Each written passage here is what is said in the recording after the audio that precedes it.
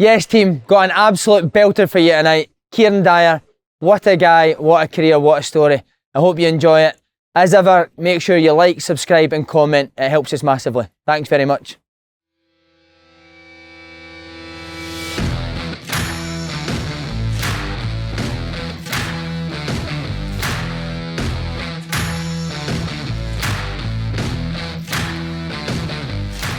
Yes, what a guest we've got on today, Kieron Dyer. The big name keep continuing. How are you, mate? All right? How you doing? You right? You're looking a million, mate. I weren't a year ago, I'll tell you that. Do you know what I like, mate? The wee bit of grey on that in the beard, man. Bit of Richard Gere. Richard Gere, you've got a wee bit of Richard Gere about you, mate. At Chesterfield now. Yeah, I know. Beautiful stadium, mate, isn't it? It shocked me when Paul Cook, asked me to come and have a look and talked about me coming to join the staff. I was thinking Chesterfield, they were in the National League, wasn't for me, but as soon as I came up here, see 9,000 fans in the stadium, see the way they played, training pitches, I was like, wow, real potential, so yeah. How did the coaching job come about? Obviously, Paul Cook's the manager, my mate Gary Roberts is the assistant manager. What a hero, a guy, isn't he? So, Paul Cook, when he was appointed Ipswich town manager, he came in, I was doing the under-21s, so his first day into the club, he was going to sack me. He was just going to clean out all the players and all the staff. So I got summoned down to the training ground to meet him at Ipswich. I thought I was just going to have a chat with the new manager. Little did I know he was going to sack me. And then he got me into the office. Robbo was there and we started talking football.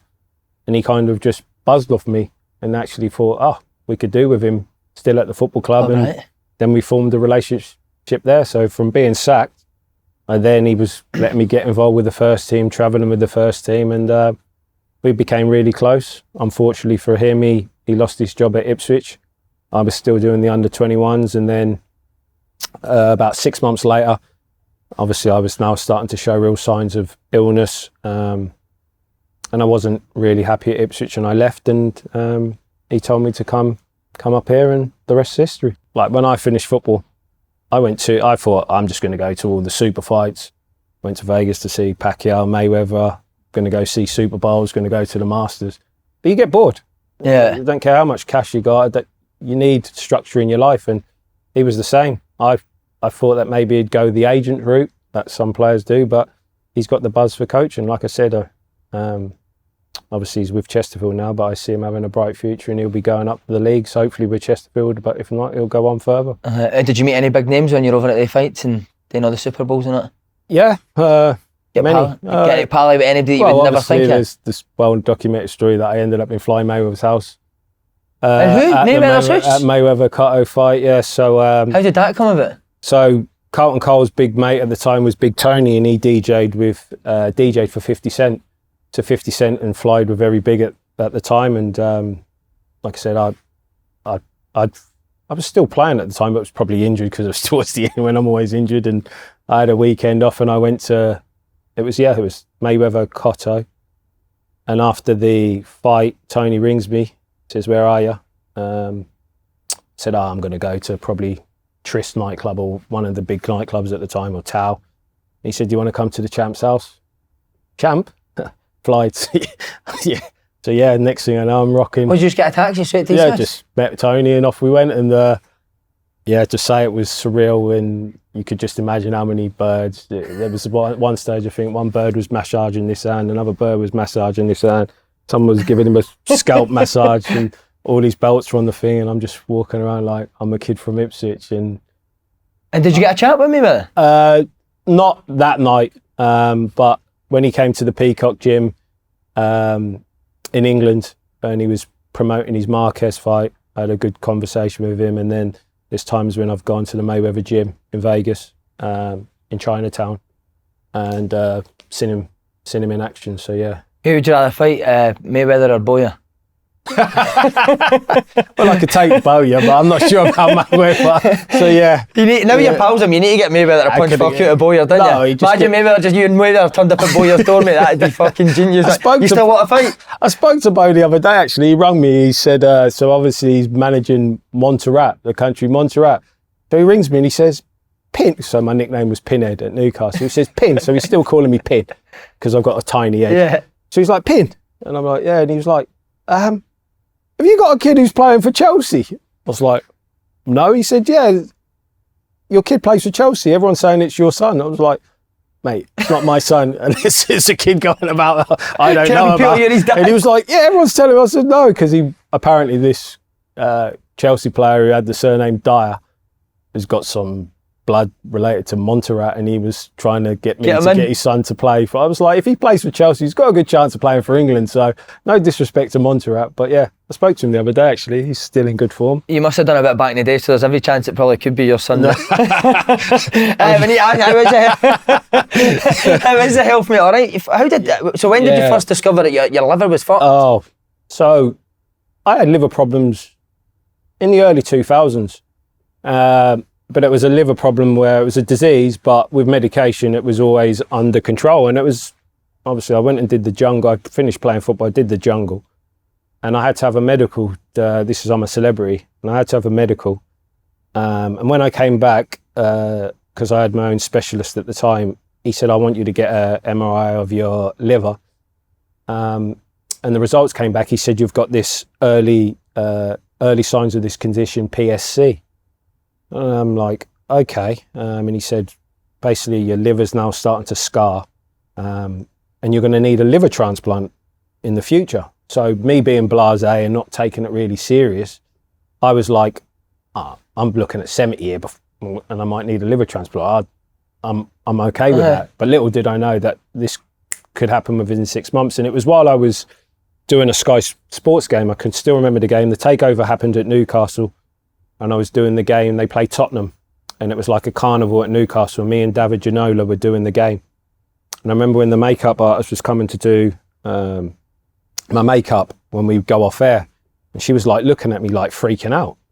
What the hell was that? And I could see even David Jones, the presenter, and Jamie Redknapp was also doing the game, and they were looking at me kind of really strange. But obviously we were on air at the time, and I had a job to do. And then when I finished, I remember I had to get the train straight from Newcastle back down south, and I had about 10 missed calls, one from my daughter saying, Dad, your eyes look really yellow. My wife, her sister, who was a nurse, she rang up my wife and said, he needs to get to the A&E as soon as possible. Sky then contacted my agent, David Jones, and the makeup artist saying there's something not right with Kieron. So I thought, I'm not going to hospital that night. Got back home, had a good night's sleep. I went into Ipswich A&E because I live in Ipswich. And they did all the tests, bloods and that. And then I can remember waking up the next morning in the hospital and they said, you need a liver transplant within 3 to 6 months. And I was just like, hell. At the time, because I hadn't really, it just sounds like a death sentence. So obviously I was really worried. They transported me straight up to Adam Brooks, which is the specialist with the liver transplants. And when I met the team, they kind of reassured me I'm at a good age, I'm young, I'm fit and healthy, and that I would beat the illness. But to say that wasn't a shock to the system. And then I didn't have the operation for, they said it was going to be 3 to 6 months. I got to about 2 years and everything was going well. And the problem is when you're due to have the operation, you can't go on holiday, you can't leave like a radius of the hospital, so you have to stay in like an hour radius, because basically as soon as you get the call, obviously unfortunately someone dies for you to get their liver. So if I'm 6 hours away, I might miss the chance to get it. So your life's put on hold while I was on this list, and because I was waiting so long and I was basically cracking up with like I'm waiting and waiting, they suspended me on the list. And then we went to pre-season with I was with Chesterfield, and we went to pre-season. I was allowed to go and we went to Portugal, and then I started really swelling up everywhere, and I was getting really bad. So this was in 2023. This was around June time, and then we got back to Portugal and we finished training in Chesterfield, and I was staying in a hotel at the time. And I can remember waking up about 1 o'clock in the morning. I had this most excruciating pain down my side. And when you know, and I was like, something's really bad. And I was banned at the time, shock. Banned for driving? Yeah, always banned. And I got a taxi straight from Chesterfield all the way down to Cambridge. And I was admitted into hospital that night. So that was like... And are you in fucking agony in the taxi? Yeah, so from late June, early July, I was admitted into hospital and I didn't come out until October. So I was in hospital for 3 months, basically dying, waiting for a liver. So a lot of my family members at the time, they didn't really tell me that they were worried that I wouldn't get a liver in time. They thought I was just going to die without getting a liver. So it took 3 months to get the liver. Can you remember the day they told you? I can remember. So got the call. So I remember me, my wife and my mum, and we're now getting wheeled down to theatre. So I was always quite positive, mentally positive. And that was the first holy shit moment where you're like, I might never wake up again, because it's a 10-hour operation. There's so many complications. I can remember they were wheeling me down, the porters wheeling me down, and my mum's holding one hand, my wife's holding the other hand, and we pull outside the theatre, so it's time to say goodbye. And I remember the surgeon coming out, and he was like, "Are you confident?" to me. And I was like, basically, yeah, like, but shitting myself. So my missus snapped at the time and she went, "Are you confident?" That more importantly, like, and he went, "Every day I'm confident. This is like riding a bike to me." So you could see basically just from his confidence, they kind of like eased off. And then, yeah, I went in, 10 hours operation. And then when they talk about actually mentally broken, I was mentally broken when I woke up. I was actually asking them to just kill me. It was the most excruciating pain. I just can't explain to you. Probably if there's a heaven and a hell and they say you burn in hell, that first day when I woke up, it was like I was burning in hell. My mum and wife had to leave the hospital because when you see a man broken so badly, they just couldn't believe it. And then the spin on that, the next 24 hours, when they came back to the hospital, they were obviously shitting themselves because they see, obviously at this stage, I've got drains coming out of me, I've got pipe coming out of my nose, down my mouth. And they came the next day and they're obviously walking slowly to the room, like expecting the worst. And I was sitting up, I was flirting with the nurses, I was drinking a cup of tea. So they're like, "Oh, he's back to normal." So yeah, I've just been on a steady increase. But that was it's the most humbling experience I think you've changed since that. Yeah, because like it humbles you, like knowing that you're dying is so humbling.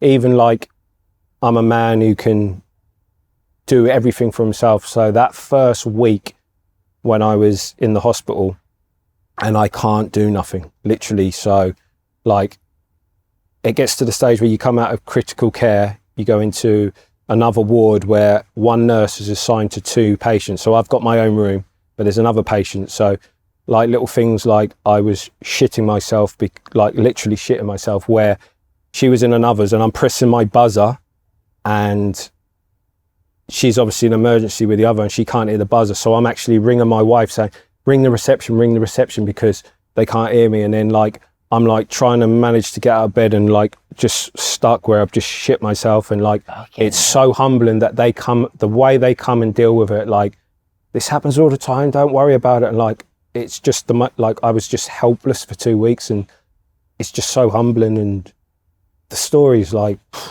there was, so when I was going through my liver condition, so basically all the toxins in your body, the bad toxins, it goes to your brain and it's poisoning you, like, so it's making you get hallucinations and you're making things up. So before my operations, I can remember, so every morning the doctors come around and tell you around, so you have your bloods, they tell you, look, we're still waiting for the donor, blah, blah, blah. I might have had diarrhea at the time, I might be struggling. So every morning they come. So one morning, I still to this day think the doctor come up to me and said, "We've got your donor. So you're getting ready for theatre." So I'd ring up my wife and my mum and say, "You need to get to the hospital, I'm having the operation today." And my wife would think, the hospital said they'd ring her. So she'd ring the hospital and say, Is Kieron having the operation? Like, what are you talking about? She just used to imagine that. Just imagine it. I thought there was a conspiracy. Remember, I've got my wife on my thing there, and I thought there was a conspiracy that all the nurses were trying to suck me off, like literally trying to give me a blowjob. So like, it got to the stage where a nurse would come in to do my blood pressure, so my mum's there, and I'm like, you're not sucking my dick. And my mum's like, Kieron, they're so embarrassed, and like, I'm just like, what? Like, I just wasn't there. My brain was so poisoned. Like, so after my operation, about a week later, they had to open me back up because they thought they might have seen a little blockage. So when I woke, so when you have a major operation, this weren't nowhere near the 9 hours, so they might have opened me up for an hour or two, but obviously they put me down with a general anaesthetic again. I wake up you're in the recovery room, and I thought they'd tried to kidnap me in the recovery room, and I'm now trying to escape. So I'm ripping out the pints and like trying to get. So remember, I've got the biggest hole in my stomach. You can see the scar there, fucker. Like the scar. So that's raw, and I'm trying to fight doctors and nurses, telling, basically swearing, calling them like, "You're not keeping me prisoner." And like, I was adamant that they were trying to kidnap me, and I had to come out, and like, they had to ring, like, they've got 3 grown men holding me down. I've ripped out the pipes out of my nose that helped me to breathe. I'm like in a absolutely frantic state, and they have to ring my missus, and my missus had to go, Kieron, and like, I'm like, yeah, and she's like, you know, you like, and explain to me that they ain't kidnapping me. It was. How long did that last? This was lasting like, so for the whole 3 months of before my operation, and then about 10 days afterwards, like, even that one day I thought that I woke up and I was in hospital in France, and that I kept saying, where's Messi and Ronaldo? Like, I thought, honestly, it was just like, wild, man. That experience was so humbling, where I just appreciate everything now. Like, the NHS, the nurses, everyone who's been on a journey are incredible people. But there's guys in Glasgow that have that experience every weekend, mate. Come to Glasgow, mate, everyone's like, I'm going to need to be incredible to pick this up after that story, mate. That's amazing, man. Yeah, but glad you're all right. Yeah. So, see, because of that now, can you, like, in terms of coaching, can you join in? Yeah, so as you can imagine, because I was in hospital for so long and it's such a big help, the amount of muscle wastage you have is through the roof. So for the first 3 months, you can't do anything. You can't even lift anything.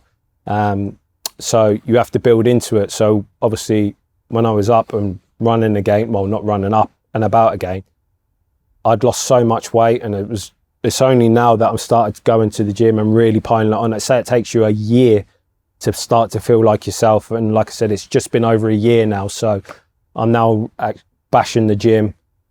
I did 10k yesterday because I want to do a marathon, and all the lads have been asking, when am I joining in? So once I get a bit more fitness under my belt, then I'll join in. Do you think you can still squish this level, huh?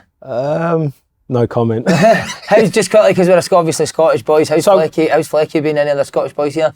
Well, the fans didn't see him yet, but you could tell. So he came on trial, and no disrespect to our players and League 2 level, but he showed signs in training where, you know, he's still Championship. Yeah. He was playing in the Premier League last season. He's top. We've just got to get him match fit. Great lad. He can pop it, can't he? Yeah, he's a good I wanted to ask you about another team. I'm not too sure if you remember. It was a wee Scottish guy called Andy Halliday when you were at Middlesbrough. Who's he? He's a curly hair, ugly wee fucker. Andy Halliday. Left footer. I might be joking. You'll be watching as he's starting pounding there. He's like asking if he still remembers us. He was a confident kid. Andy Halliday, what made me laugh about Andy, so Tony Mowbray was the manager at Middlesbrough, and we had George Friend, who was a left back. Good player, George Friend. And Andy Halliday used to cry why he wasn't playing every week. I just don't know why they don't play me. I just don't know what, mate. Because you're rotten. Because George Friend is better than you, mate. When is that going to go through your head that George Friend is like the best left back at the club? But yeah, no, I liked him. For someone so young, he was the life and soul of the change room. He was like one of the leaders of the change room. Like, he controlled the music. What was the song he used to always play? Katie B, or one of her Katie B songs. White Noise. He used to play that on all the time. He thought he was some... Is that White Noise? Yeah. He thought he was like the DJ. He thought he was like Calvin Harris, mate. Because he gives it the big one, you and Woodgate. We were all mates. Yeah. I wouldn't say I was his mate. Go and clean them, Scotty. Clean them. Nah. I really liked him. He was a top guy. He says he wasn't sure if you remember this, but you says to him, if you could beat us at table tennis, I'll give you £1,000. And he thought he's talking shite, but he beat you, and right enough, you fucking gave him £1,000. I always paid my debts. What a man. I knew that grand back now. Right, mate, on to the career. Came through at your local club, Ipswich Town. Just before that, what was football like for you as a kid growing up? Was it just boys' club, then Ipswich, seeing you play? Scouted at what age? Obviously, I love football, but football for me was an excuse not to go to school. You used to dog school, did you? Yeah, basically because I was at Ipswich at 10 years of age. Obviously, you have all the teachers who say, you're not going to make it at football. People like you don't make it as footballers, but I kind of knew. So I hope you're all watching now. So, yeah. So from probably about 10 to 12, I was like shit hot. Were you the one that always said, like, no, you'll make so it? yeah, I was the boy from 10 to 12, and then obviously, as you can see, I'm not very big, and everyone was having their growing stretch, and I just wasn't growing. So probably from 13 to 14, I was still technically probably one of the better players, but games were bypassing me, so I started to worry a bit. But then when I got my strength in that, I knew I was going to... And did the strength just come naturally, or did you need to work on it? Yeah, it just came naturally. Obviously, when I joined the club as a YTS, they put me on a weight programme. But yeah... was your family Ipswich fans, like your mum and... No. They're My not interested? dad was Man United. I was an Ipswich fan because I was an Ipswich boy and I got free tickets. We were in the Premier League for a couple of the seasons when I was a youngster growing up as well. We were in the Premier League in 92 and 93 seasons, so yeah. Who was the players you'd look up to when you were... Jason Dazelle. Obviously, Jason Dazelle lived on the street opposite to me, so we were both Ipswich boys. He was an Ipswich Town legend. Did he take you into training? No, so obviously he was in the Ipswich team when I was a kid. Then he got sold to Tottenham, and then it's quite ironic that probably in my second season at Ipswich, he came back from Tottenham to Ipswich for a bit. So we did cross paths and play. So which was quite remarkable that two Ipswich lads, and obviously his son made it into the Ipswich Town first team, Andre, and he scored for the first team as well. So a few Ipswich boys. Titus Bramble was an Ipswich boy. How was Titus Bramble? He was a big boy. Yeah, Titus was. It just like every time Titus made a mistake, it was like punished. Like so many defenders make mistakes and they get away with it. It's like, but he was an incredible player. He was like big, strong, 2-footed, quick, and funny boy. Not really. Quiet. We called him the BFG. I've never seen Titus get angry. He just got that lackadaisical approach. But yeah, so many players come through Ipswich. So when do you get the call up that you're to start training with the first team? No playing yet, but just to train. So as a first year YTS, do you remember what you were on? I always like to find this stuff. £47.50, but I was the richest youth team player because I lived at home. So all the digs people lived in digs, but my mum gave me half my digs money and we got £60 digs money. So I was on £75.50. So when it was Tony Vaughan-Vaughney, who was a first team player, and he used to bring out all the fake Ralph Lauren shirts with the man on the donkeys instead of the horses. I used to buy a few of them because I was so rich. Would that money help your mum? Like, would we use fair? Yeah. Background. Like, she should have had it all really, but she always looked after me. That's why I'm a mummy's boy. And so yeah, I was on that money, and then within probably halfway through that season, I started training with the first team. And do you remember the day you get told? Yeah.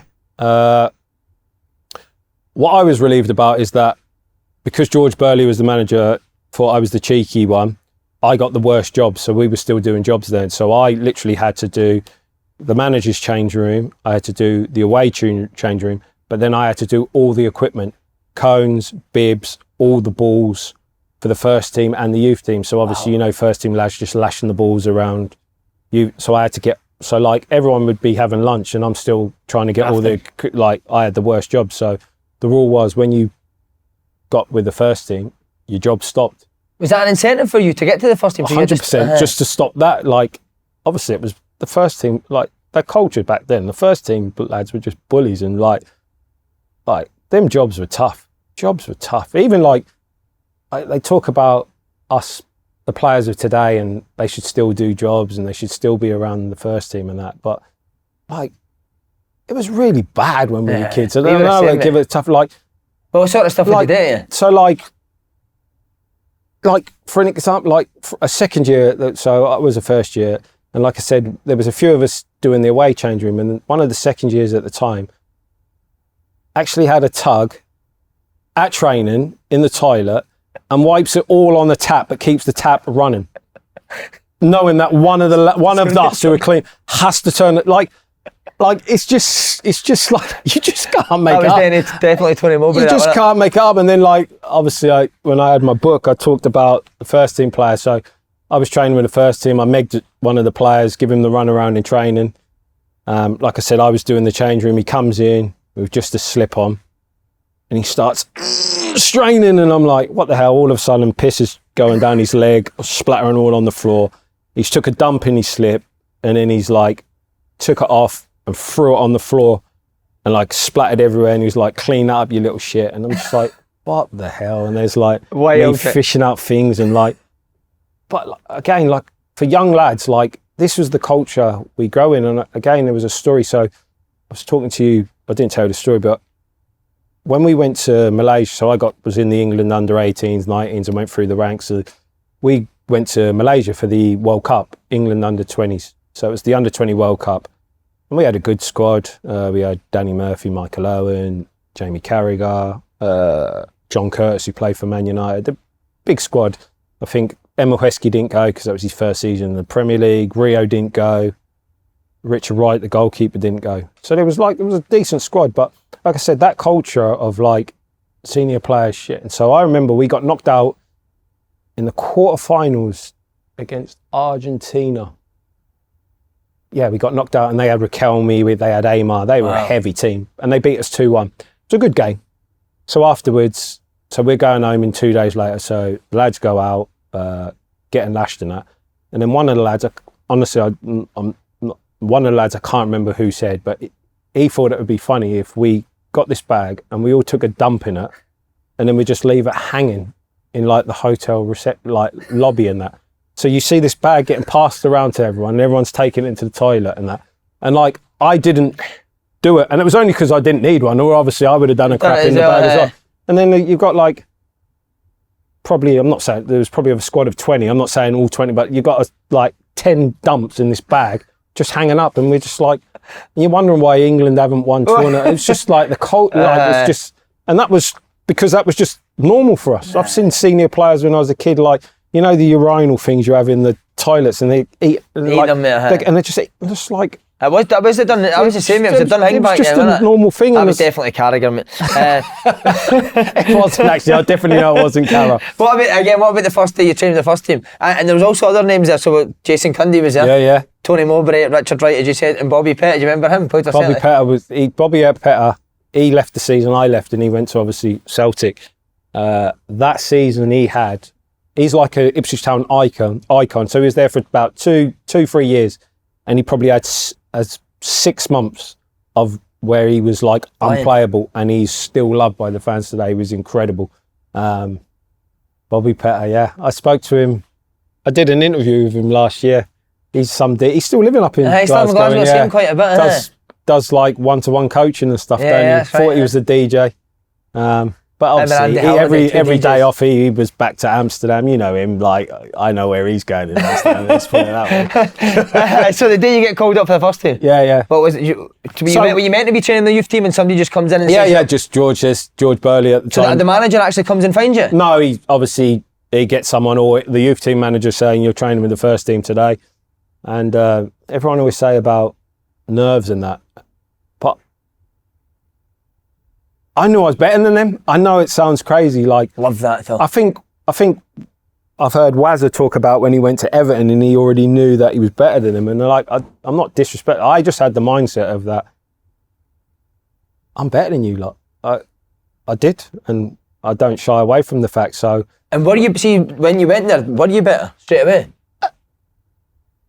I think if you ask them, they might have a different opinion. Well, saying that, I know I still speak to Simon Milton, who was a first team player, and he said the two best players he's played with at Ipswich are me and John Walk. So, I think I was one of the best players. Yeah, John Walk. So, as soon as you went up, Kieron, did you just take it easy? Take to it easy. None of this trying to the problem is that because I was doing well, I had the episode where one of the senior player comes in and shits in the changing room. So I had to take it a bit easier on him, but which was a bit alarming because I want to get in the first team. So it gets to the stage where you're like, and I thought, fuck it, I'll take the bullying. Like, at the end of the day, I'm in the first team now. I'm not doing jobs anymore. So that shitgate or whatever you want to call it won't happen again. So yeah, and then from there, I didn't play for the first team when I was a first year YTS, but I trained with them. And then when the second year came,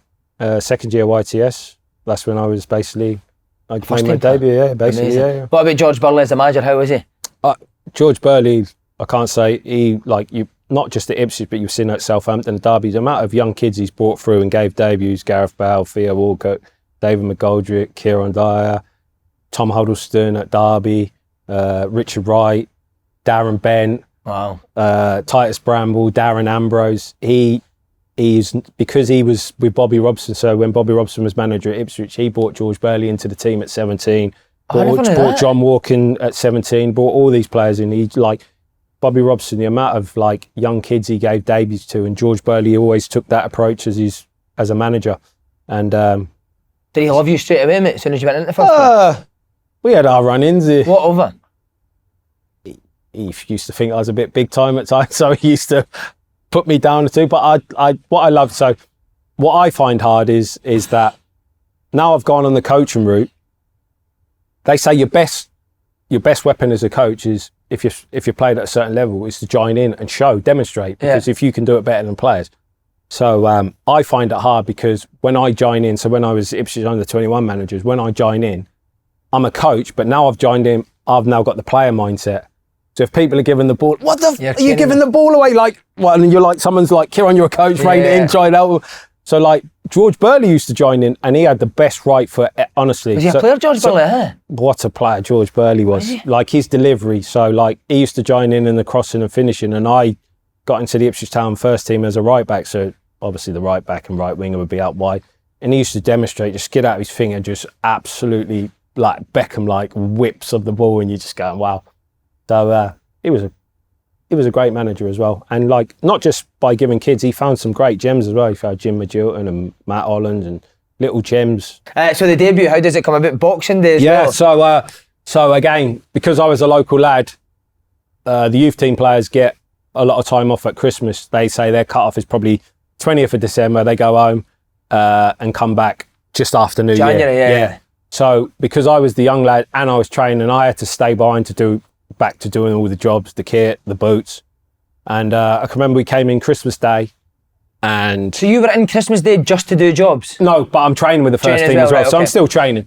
So and you've got to remember, this is the years when there was only 2 subs, and I'm cleaning boots. So all the first team have gone home. They've got off really early, so I've got 15, 16 pairs of boots to clean. So I'm probably on my second pair, and George Burley comes into the boot room. And he says, stop with that. He said, you'll be involved tomorrow.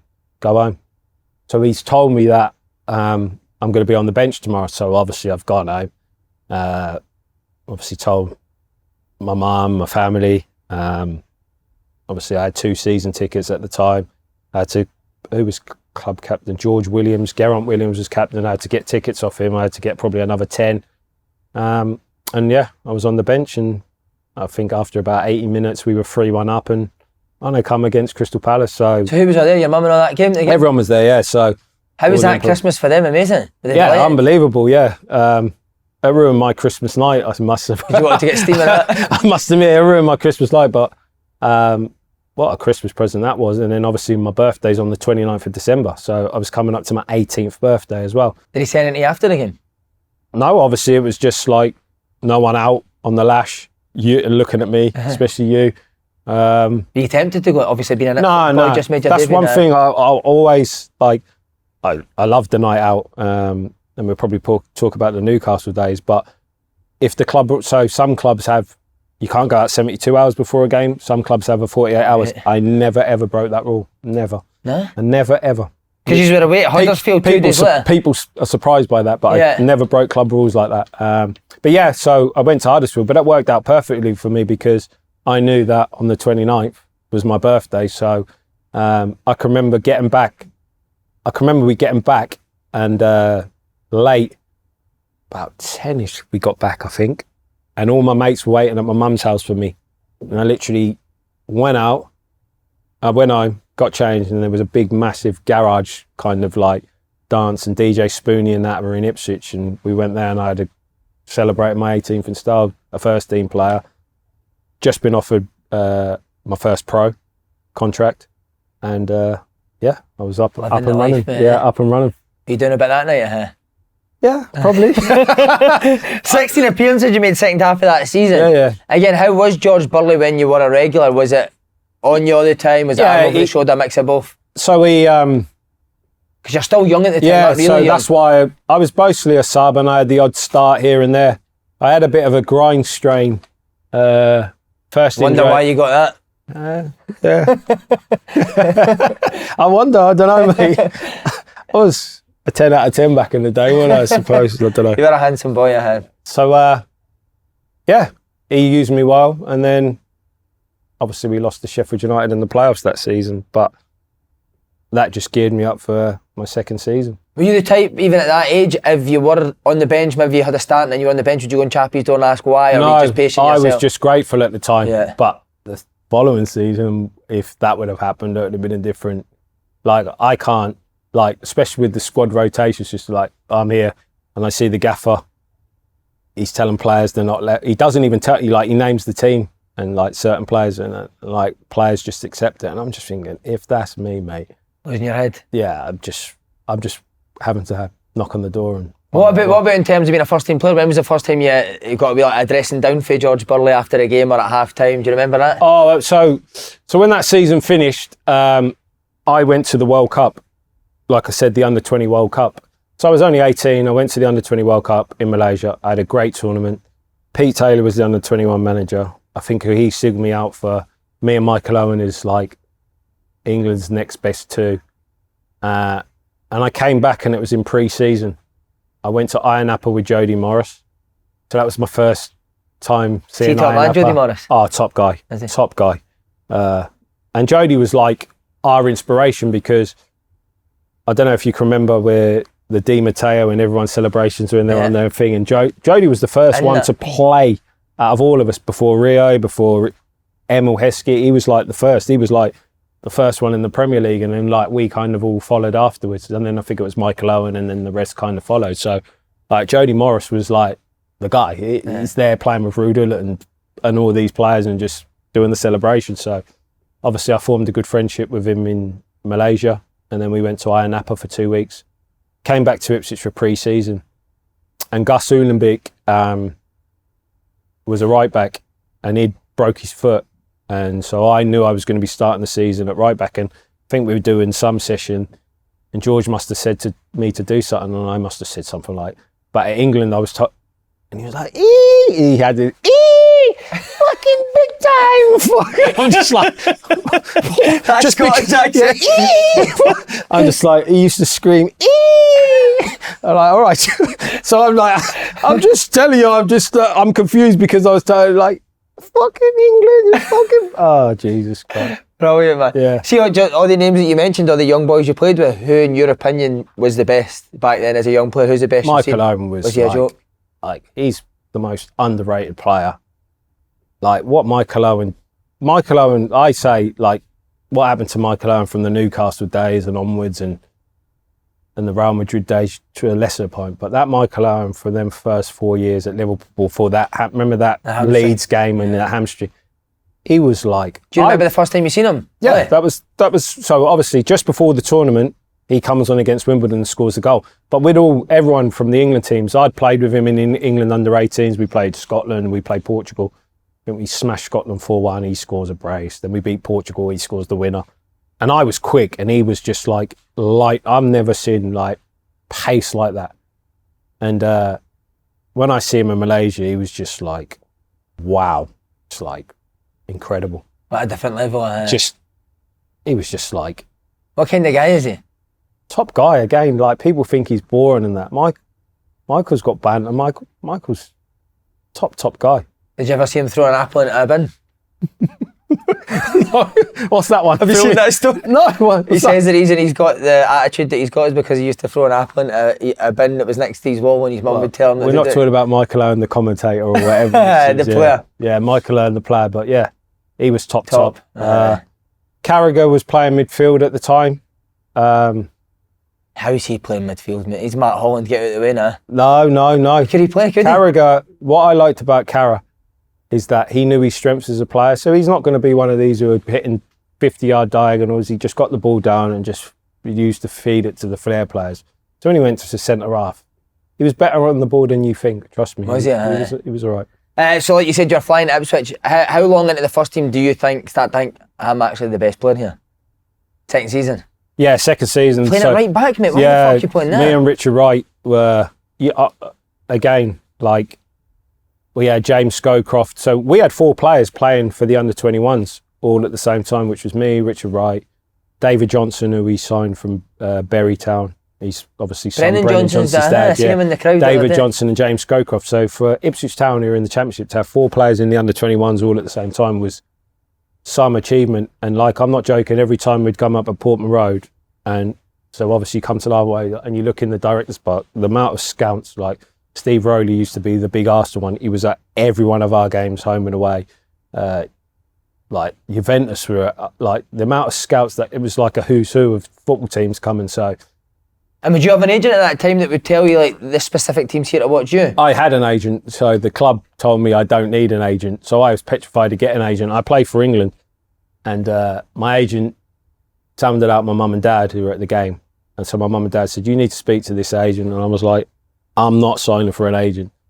So the agent came down from London to meet me in Ipswich. And I'm thinking, I'm not signing. So he's talking all this spiel because I'm like, I don't need an agent. And then all of I heard, he just said, and yeah, we'll get you an Adidas contract signed by tomorrow.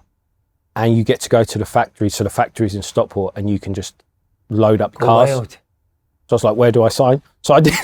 So I went bobbing about like contracts. I was just thinking, Adidas, car full. So mate, honestly, I signed that form, signed him, Stockport. How much did you get? Did you take your pals up at a van in it? 3 cars we just took. Honestly, I mean like the whole of Ipswich were kitted out in Adidas gear. And then I can remember George pulling me in because they wanted to give me an improved contract and I was too scared to tell him I had an agent. And he was like, this is what we're going to offer you, da-da-da-da. And he didn't offer me a sign-on fee. We can't go any higher. And I was like, okay, yeah. And I shook his hand like the coward that I was. Without telling the agent? Yeah, no, shook the hand with George Burley. Yeah, I'll sign it. So I went home. And then I said, our club have offered me a new contract. And she was like, what's Dave said about it? Obviously, Dave's my agent. I was like, I don't know. I ain't told him. He's like, that's why you got an agent. So I said, I just shook George's hand. I'm not.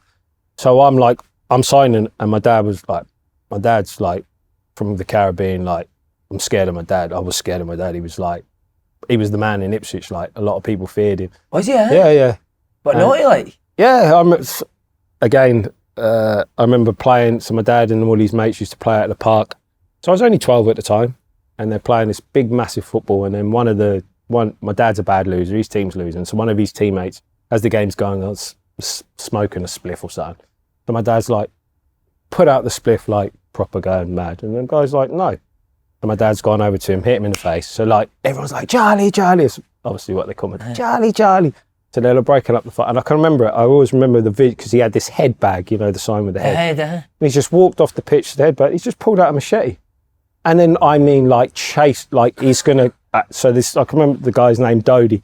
So he's chasing Dodie through the park, and Dodie's, like, had to kick a teenager off his bike, and he's had to pedal for his life. And I'm just watching this at 12, just like, you didn't mess with my dad. Obviously, he's passed away now. What was he like with you as a kid in terms of football? Oh, no, he was the best. So every time I used to get in trouble or anything, I'm just like, I'll get my dad on you. And it was just like, end of conversation. So he was big. But he was like, he never ever hit me or anything like that. Always there for me, but like had your back. Yeah, but I would never ever. So when he was like, Dave is going to sort your contract, I was like, okay then. I was like, what happened to George? He said, like, tell George I said Dave's coming to do your deal.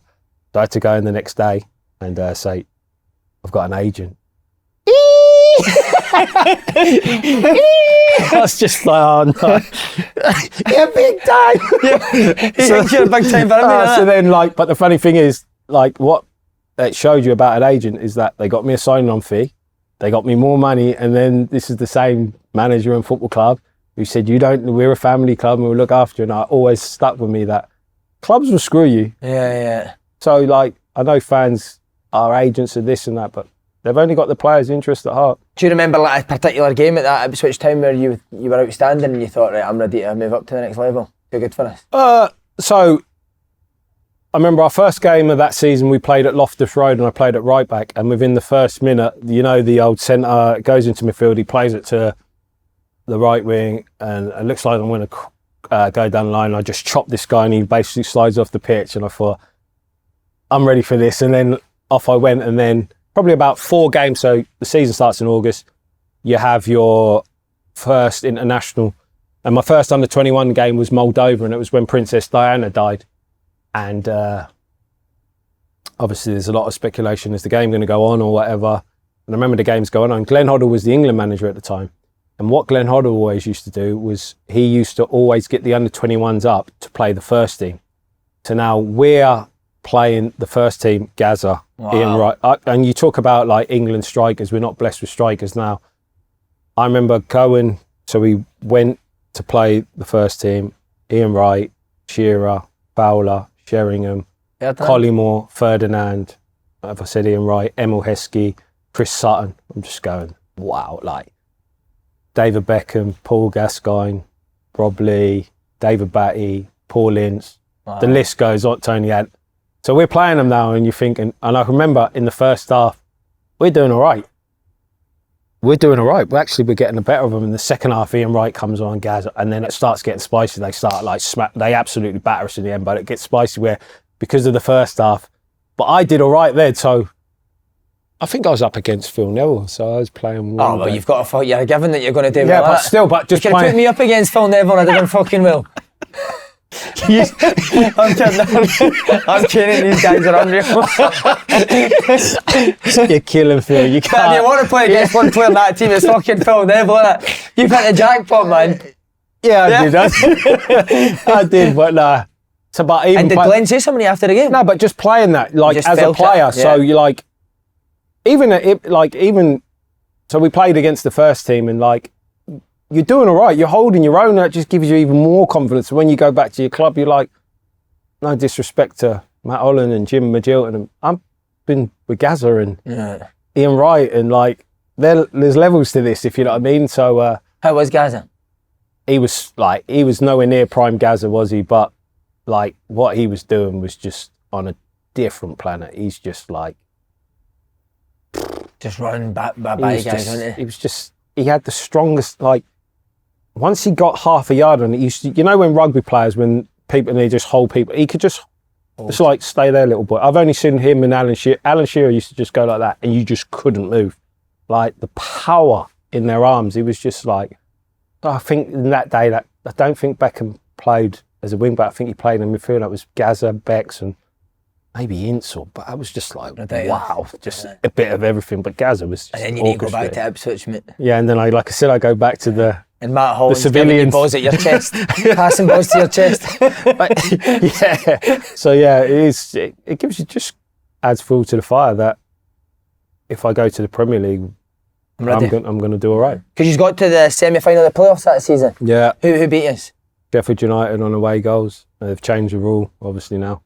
So I lost 3 years on the trot with Ipswich. So I was only at Ipswich for 2.5 years. And you lost three playoffs and never made it to Wembley. And then the season I leave Ipswich, they go to Wembley and get promoted. So maybe I wasn't as good as what I thought. I mean, see if you'd got to the Prem, there was a chance you would have I would have definitely stayed that first season with Ipswich. Yeah, 100%.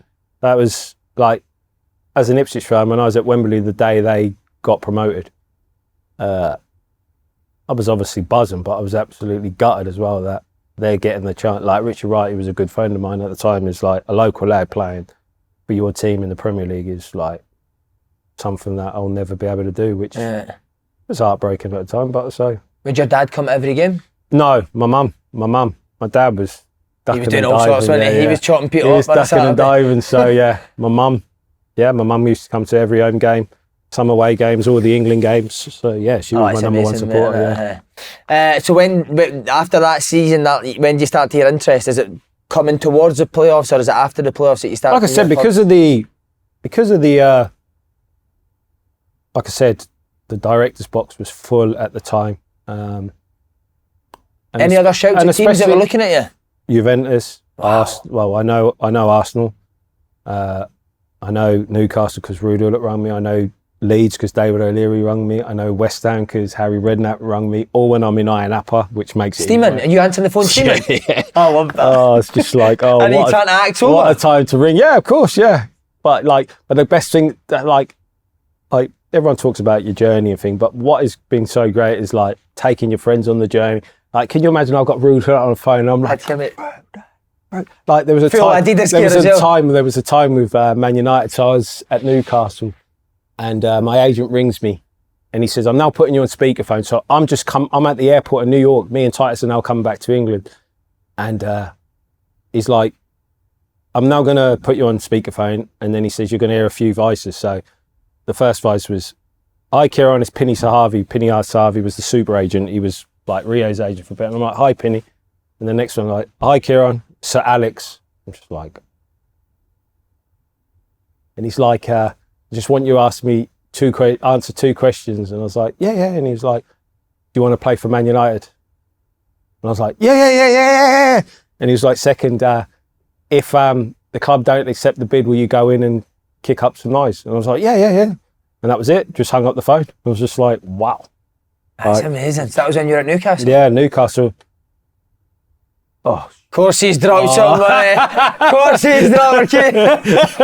There's thousands more of that in there, mate. They must be deep pockets, man. What about the Juventus thing, though? So what was that? What was even greater about that is that Del Piero actually came out and do an article. I don't know if you can Google it. Del Piero and said like he could be the king of like Juventus. He should come and join. What a player he was, because I think that season in the under-21s, we played the Italy team.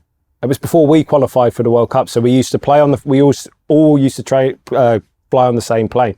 So the press would be on the back of the plane, under-21s in the middle of the plane, and the first team on the front. So you travel to Italy.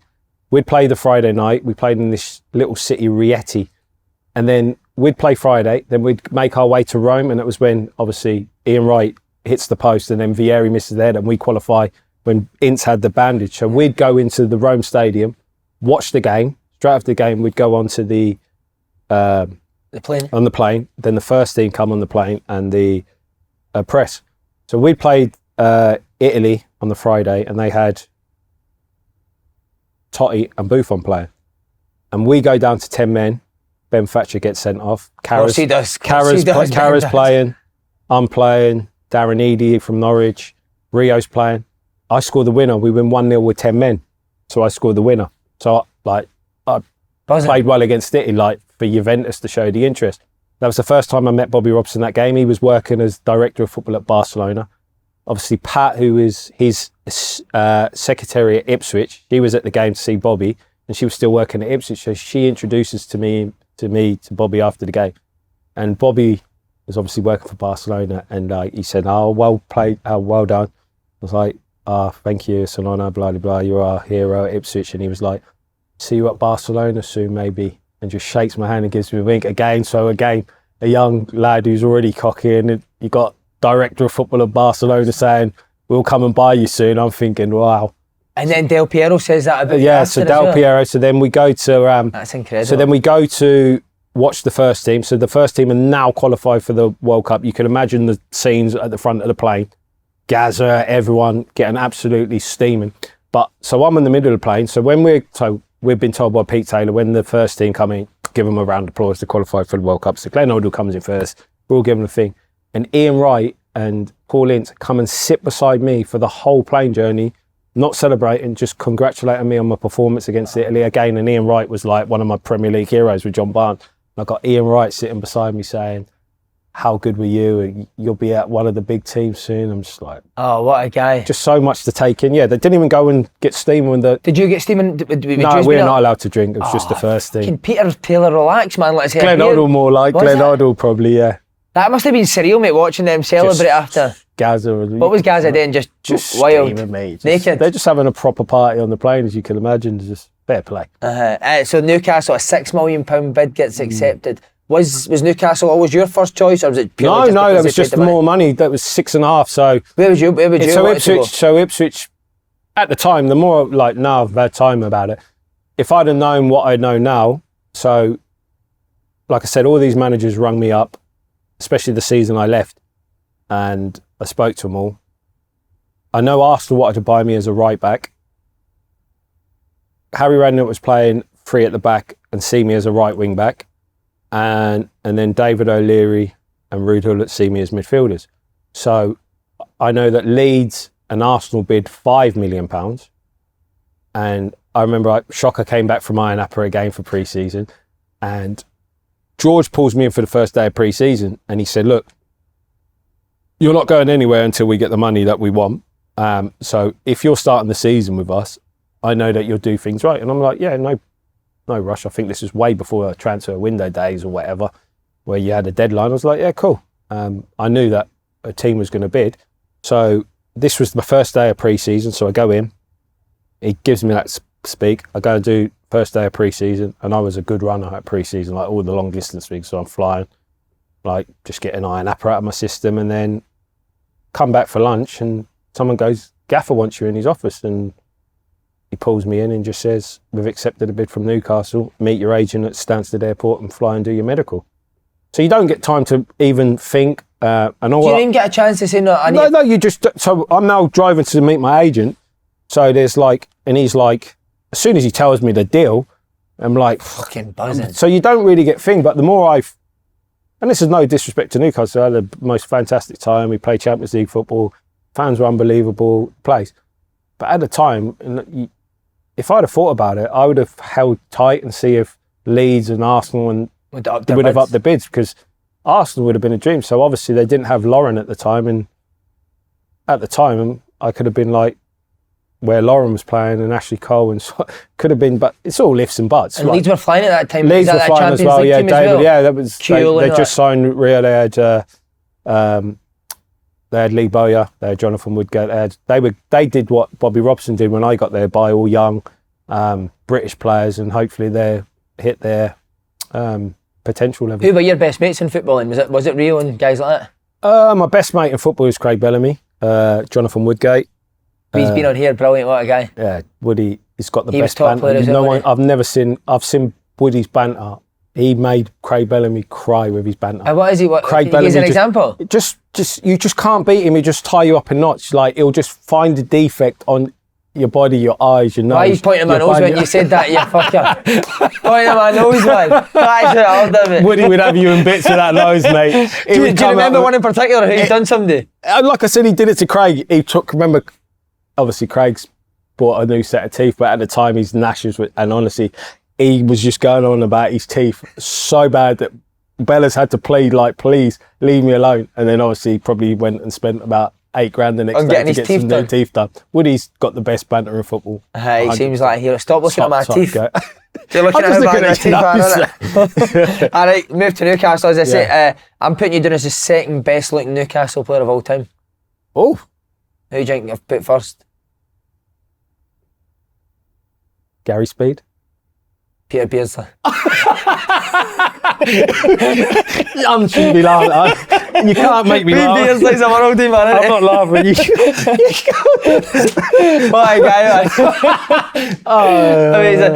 What about, just take it back just a wee bit, how was Ruud Gullit when you spoke to him on the phone? Can you not really remember? Yeah, I can. So again, like, people look at Ruud Gullit because he never done well as a manager, but what a player, mate. Like, what a coach all-time as greats, well. isn't it? So like, was it the midfield thing you would speak about? Season midfielder? It was just quite funny that.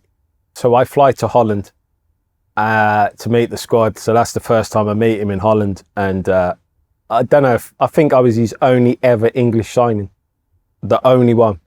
So I get there and he says, "You must be very good, or something. You must be happy, or something." He says, and I was like. And he was like, "You're the only English player I've signed." And I was like, "Oh, didn't know that." And he was like, "You know why I don't sign English players? They drink too much beer, but I know you're teetotal." And I'm thinking, you know, I've just got back from my napa. Like, what the hell? So I'm like, yeah. Like, Jesus Did your Christ. kid on that you never drank Yeah, it? of course. I was like, what? You've done, I don't know who's done your homework, but Jesus. So he didn't sign English players because they drunk booze. So yeah, That's I incredible. slipped through the web there. And then you said he was an unbelievable coach. When did you find out? He was pre-season. just unbelievable. Like, he literally, but he was an unbelievable coach, but he wasn't a good man manager. So he fell out with all players, but because he couldn't work out how players couldn't do what he could do.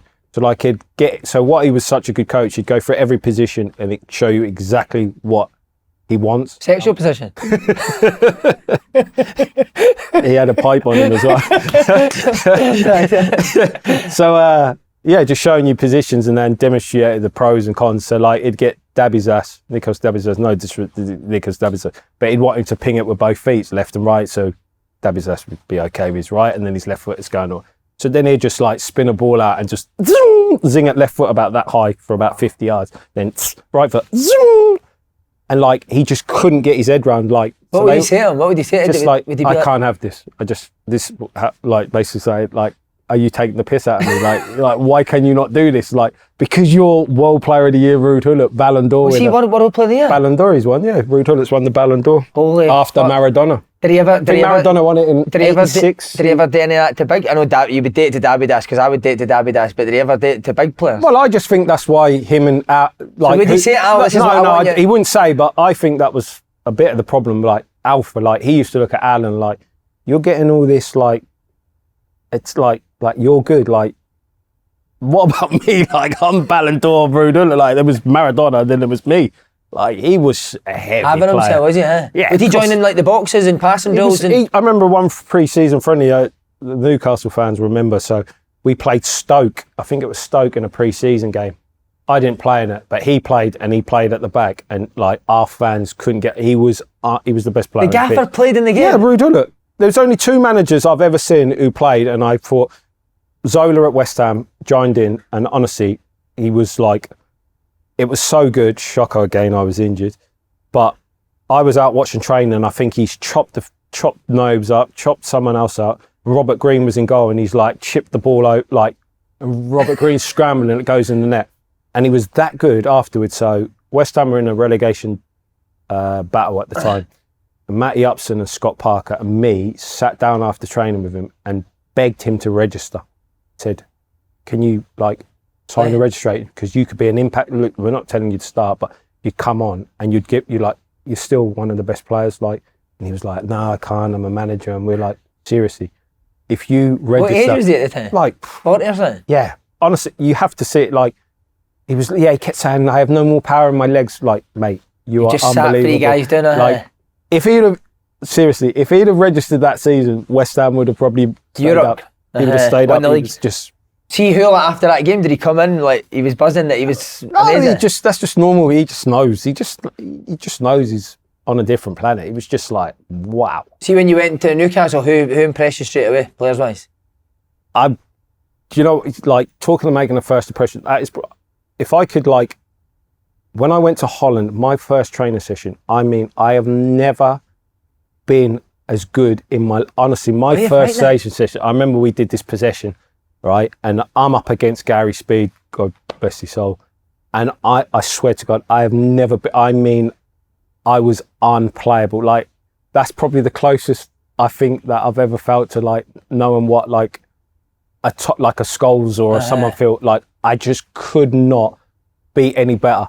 And when you're looking around and the players are like with signs, someone unbelievable. And I'm thinking in my head, oh my, like, how am I going to keep this up? Really, this is not me. This is just a one-off. Like, I couldn't, like, honestly, mate, I had Speedo on, like, I had everyone. I was just like, Ruud Gullit must have thought, wow. He'd have thought it's because he's not been drinking or something. Yeah, that's what teetotal gets you, lad. Imagine he said that. I can't, honestly, that first impression was just like... Well, yeah, joke, mate, eh? Wow. But, like, the first impression I got was like, so we're in it was just like the weirdness between Shearer and Ruud Gullit. That was straight away? Yeah, but so literally, so I fly to Holland, we've just signed Goma, Marcelino, myself. So we signed us 3 players and Frank Dumas. It's a bad window for Newcastle. Yeah. So we signed them, and then there was Duncan and Gary Speed. And Ruud Gullit called them 2 with all the signings, and he's talking about the season with us players, and Shearer's nowhere. And I'm thinking, where's Al? Like, so you kind of knew straight away. So like when I first arrived, there was no Robert Lee. I think Stuart Pearce or Ian Rush was still around the club at the time, and like training with it was just like legends of the Premier League. It was like games going on where he was trying to get to Alan without knowing he can't touch Alan, but I'll get to him through his friends. And it was just like the way he was talking about on my first meeting was like, he might be here, but he's not started the season. I'm like, wow. And would you go to Alan? Would anyone go to Alan? No, I just come into the club at the time, and like, remember I was saying like players today, and if you're left out, and like how my head would go and stuff like that. Like how Al dealt with that is like fair play. Like, when was the first time you seen them argue with each other? Oh, the first time I see them argue was the day when he got sacked, when Shearer and Big Dunk are waiting for him at the training ground to like basically, that would have been in it. It was just gutter, and he didn't come in because he obviously left the club. But if he'd have come to the training ground that day, and you know you've got Shearer and Duncan Ferguson waiting for you, I wouldn't be getting out of the car. And why were they waiting for him? Because he got like, but so people think he dropped Duncan, but Duncan had his injury problems, didn't he? So Duncan was more on the bench, not because he was dropped, but Shearer was dropped. So, but what happened after the game when he did his press, they must have said about them 2 being on the bench, and because I scored to make it 1-0 up, and he said, well, when I brought them on, we were winning 1-0. So that's why Duncan was waiting for him, but Al was waiting for him anyway because of being left out of the team. But like, I remember the Friday before, no, we played on a Tuesday or Wednesday night. And I remember the day before we were training, and poor John Carver, obviously John Carver's obviously at Scotland now. So Steve Clark and John Carver were working with Ruud, and John Carver had to give the reserves, not the reserves, we're doing shape, and the team that we weren't playing against. So I was playing up front with Paul Robinson, we didn't know at the time. So he's giving out these bibs, and he gives Al and Duncan the bibs. So we're thinking, oh my God, they're not playing, I'm playing up front. I'm just like, in a way, like, I like the drama. I'm a young kid. I'm like, what's going to happen? Like, someone's getting killed here, mate. So I'm just sitting there like, what is going to happen? So I can remember we did the game and we lost, like, they battered us like 6-0 and like 5-0. So the Rezzies battered the first here? And Dunk scored a hat-trick and Al scored 2. And we're thinking, oh, we're going into Sunderland. The gaffer hasn't won a game yet. It's like 5 games into the season. Like, so you thinking surely because this happened, you'll play? No, you just knew it. You knew? Like, he's a stubborn. Like, the greats are like selfish and stubborn in a way. It's just the way they are, and just like I'm just like, this is not going to end well.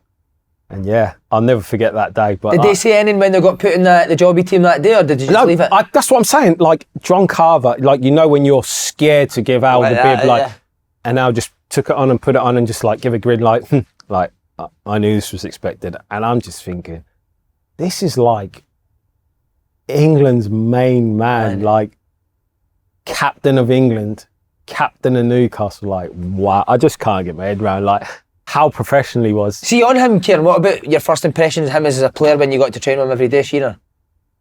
Yeah, so watching him from the outside, I knew he's obviously a goal scorer.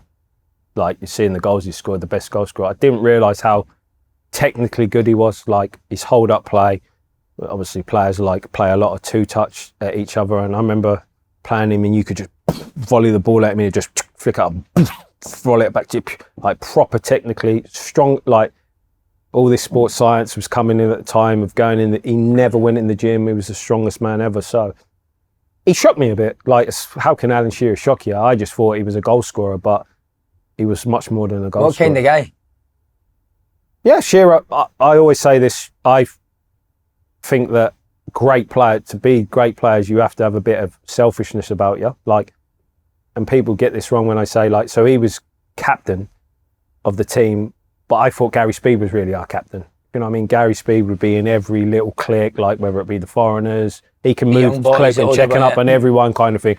And Al would lead by example on the pitch, and he'd be very courteous in that. But it's about him, really, isn't it? And that's no disrespect. That's why he's like the greatest striker in Premier League. But yeah. Could you get a beer with him? Yeah, of course. Like, so Christmas parties, and that is the life and soul of the party. You could have a beer. But in that day, you got to remember at Newcastle, we had such a young team as well. So there was him, Gary Speed, Warren Barton, Stephen Harper, Shay Given, like the granddad. And then you had the youngsters, and then you had the foreigners. It was really clicky. Gavin's been on here. He's a good lad, isn't he? Top guy, blockhead. So where I've got a small head, pinhead, we used to call him blockhead because he's got a fat head. Yeah, what a keeper. What about Big Dunk Scary?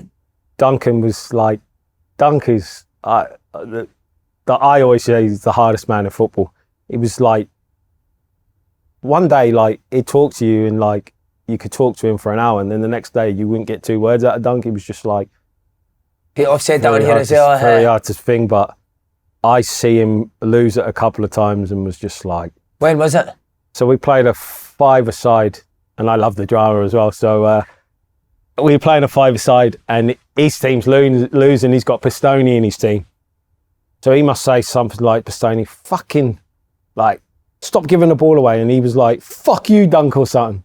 So we've probably about 2-3 minutes of the game to go. So like, as the game's going on, Dunk's not moving. He's just following Pistoni everywhere like this. And he's on his team? Yeah, and Pistoni's not even taking notice. He's just watching him, just not taking his eyes off him. So I'm thinking, aye. So then, like, this is going on for 2 minutes. So straight after training, we were training at Chester Lee Street. It weren't much of a training. So I've gone in the physio room to take off some strappings. So I'm in the strappings, and Pistoni coming because he was like, he always has strappings. So there was me, him, and Derek Wright, the physio. So he's on one bed, I'm on the other bed. All of a sudden, the door gets kicked open, and he's like, "You outside." Pistoni starts to cry. No, don't. He's crying. So me and Derek, I'm like booting Derek. Derek's booting me. I'm like, he's like, I just said outside now. No, don't. I'll tell you one more time, outside now, or I'll fill you in now. Please don't, please. So now he's literally pleading for his life, crying. So then I'll never forget it. And Dunk says, "All right, I'll give you this one, but if you ever tell me to fuck off again, I will fucking crack your fucking skull open." And he just walked out. And I was just like, that was the most scariest, menacing thing. I will crack his skull. Imagine being on the other end of that, man. Oh, your arse would collapse. Mate, I'd have been running around that. It's just the way he cried. It was just like the first one. It was just like outside. No. I was just like, not even like, oh, come on, Doug. He's just folded straight away. Did you ever see him hit the bag in the gym? I see him doing, like, stacking all weights. I've never seen him hit the bag, but like at the time, it weren't so much like benching and stuff like that. It was, you know, the machines where you put the pin in and like, he used to, every machine would stack. What, the bottom stack? And I used to do, and another person, Graeme Souness. So obviously Graeme Souness has had the heart thing. So when Graeme Souness come in to sort the Brat Pack out, him in the gym used to have his top off as well and just, and I'm looking at him. The gaffer would take his top off in the gym? Souness, mate. And obviously he'd come in to sort us all out. So like, when I see him in the gym, I'd say to all the young lads, mate, you don't even try, mate. Honestly. Who was scarier, Souness or Ferguson? Ferguson, all day. Like, was there another example of Ferguson? I thought you said there was 2 times, but was it just, what was the other one? It's again Steve Clarke, and so Ruud Gullit gets sacked, and Steve Clarke's now caretaker manager. We're now playing Man United, so we're gearing up for Man United. So against Sunderland, we conceded a goal from Niall Quinn, wins a header. Duncan's marking him.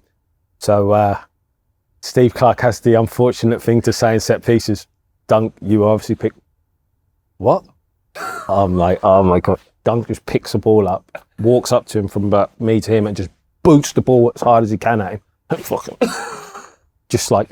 And like, I thought it was quite poor that like the senior lads, like Speedo, Al and that, didn't say nothing like come on, fuck it. No one says nothing, mate. They know, mate. He's a scary bastard. Poor Steve Clarke, he don't even want the job. He's got players booting the ball at him like, oh my God, Mate, Dunk, see the morning you're Christ. watching that analysis and you see it's Dunk's man, you must be like, oh no, man. I would just leave it. I got on alright with Dunk. I like Dunk. Is he a good guy? I loved him. He was like so generous to the youth team lads. He used to just give them 100 quids and that and stuff. Just pull out his pocket as a youth. Here. Like, people don't see that side of him. I need to ask you about one more player. You've mentioned him, Gary Speed, top man. Top guy. He was the real captain. Like, what a guy. Would he take you under? You could be in a similar position. Did he take you under your wing when you first joined? Everybody, not just me, foreigners. He was just like, there for everybody. And he like, I think Craig Bellamy, we'll talk about him later. He talks about it like, but when you're talking about like being professional, like getting every ounce of your body, recovery, what you eat, how you train, he was just like an example to everyone. He was just like on a different planet. Amazing. See, when Gullit did you know after that game, did you think he's going to get sacked here? Yeah, it was. If we win that game, Shearer leaves. Do you think so? 100%. He's gone. Obviously, when another time David O'Leary tried to tap me up, he said that Al would have probably have gone to Leeds. That was come from David O'Leary. I don't know how true it was, but that's what he said at the time. But obviously, when he loses that game, you know he's gone. What was the dressing room? What was the dressing room like after that game? Obviously, you just lost in a. That was my first derby. You just lost in a derby. You haven't won in 6 games. We're bottom of the league with Sheffield Wednesday. Obviously, Al and Dunk want to kill people, so they're having to leave before they hurt people. It was just carnage. And then, yeah. When did you hear he's been sacked? It was in the morning. We went to training, and like I said, they were waiting for him. I think Dunk and Al got in at like 8 o'clock in the morning, waiting to have it out. And he didn't. He went straight to St James's Park, spoke to Freddie Shepherd, and then Freddie Shepherd came to the training ground and said,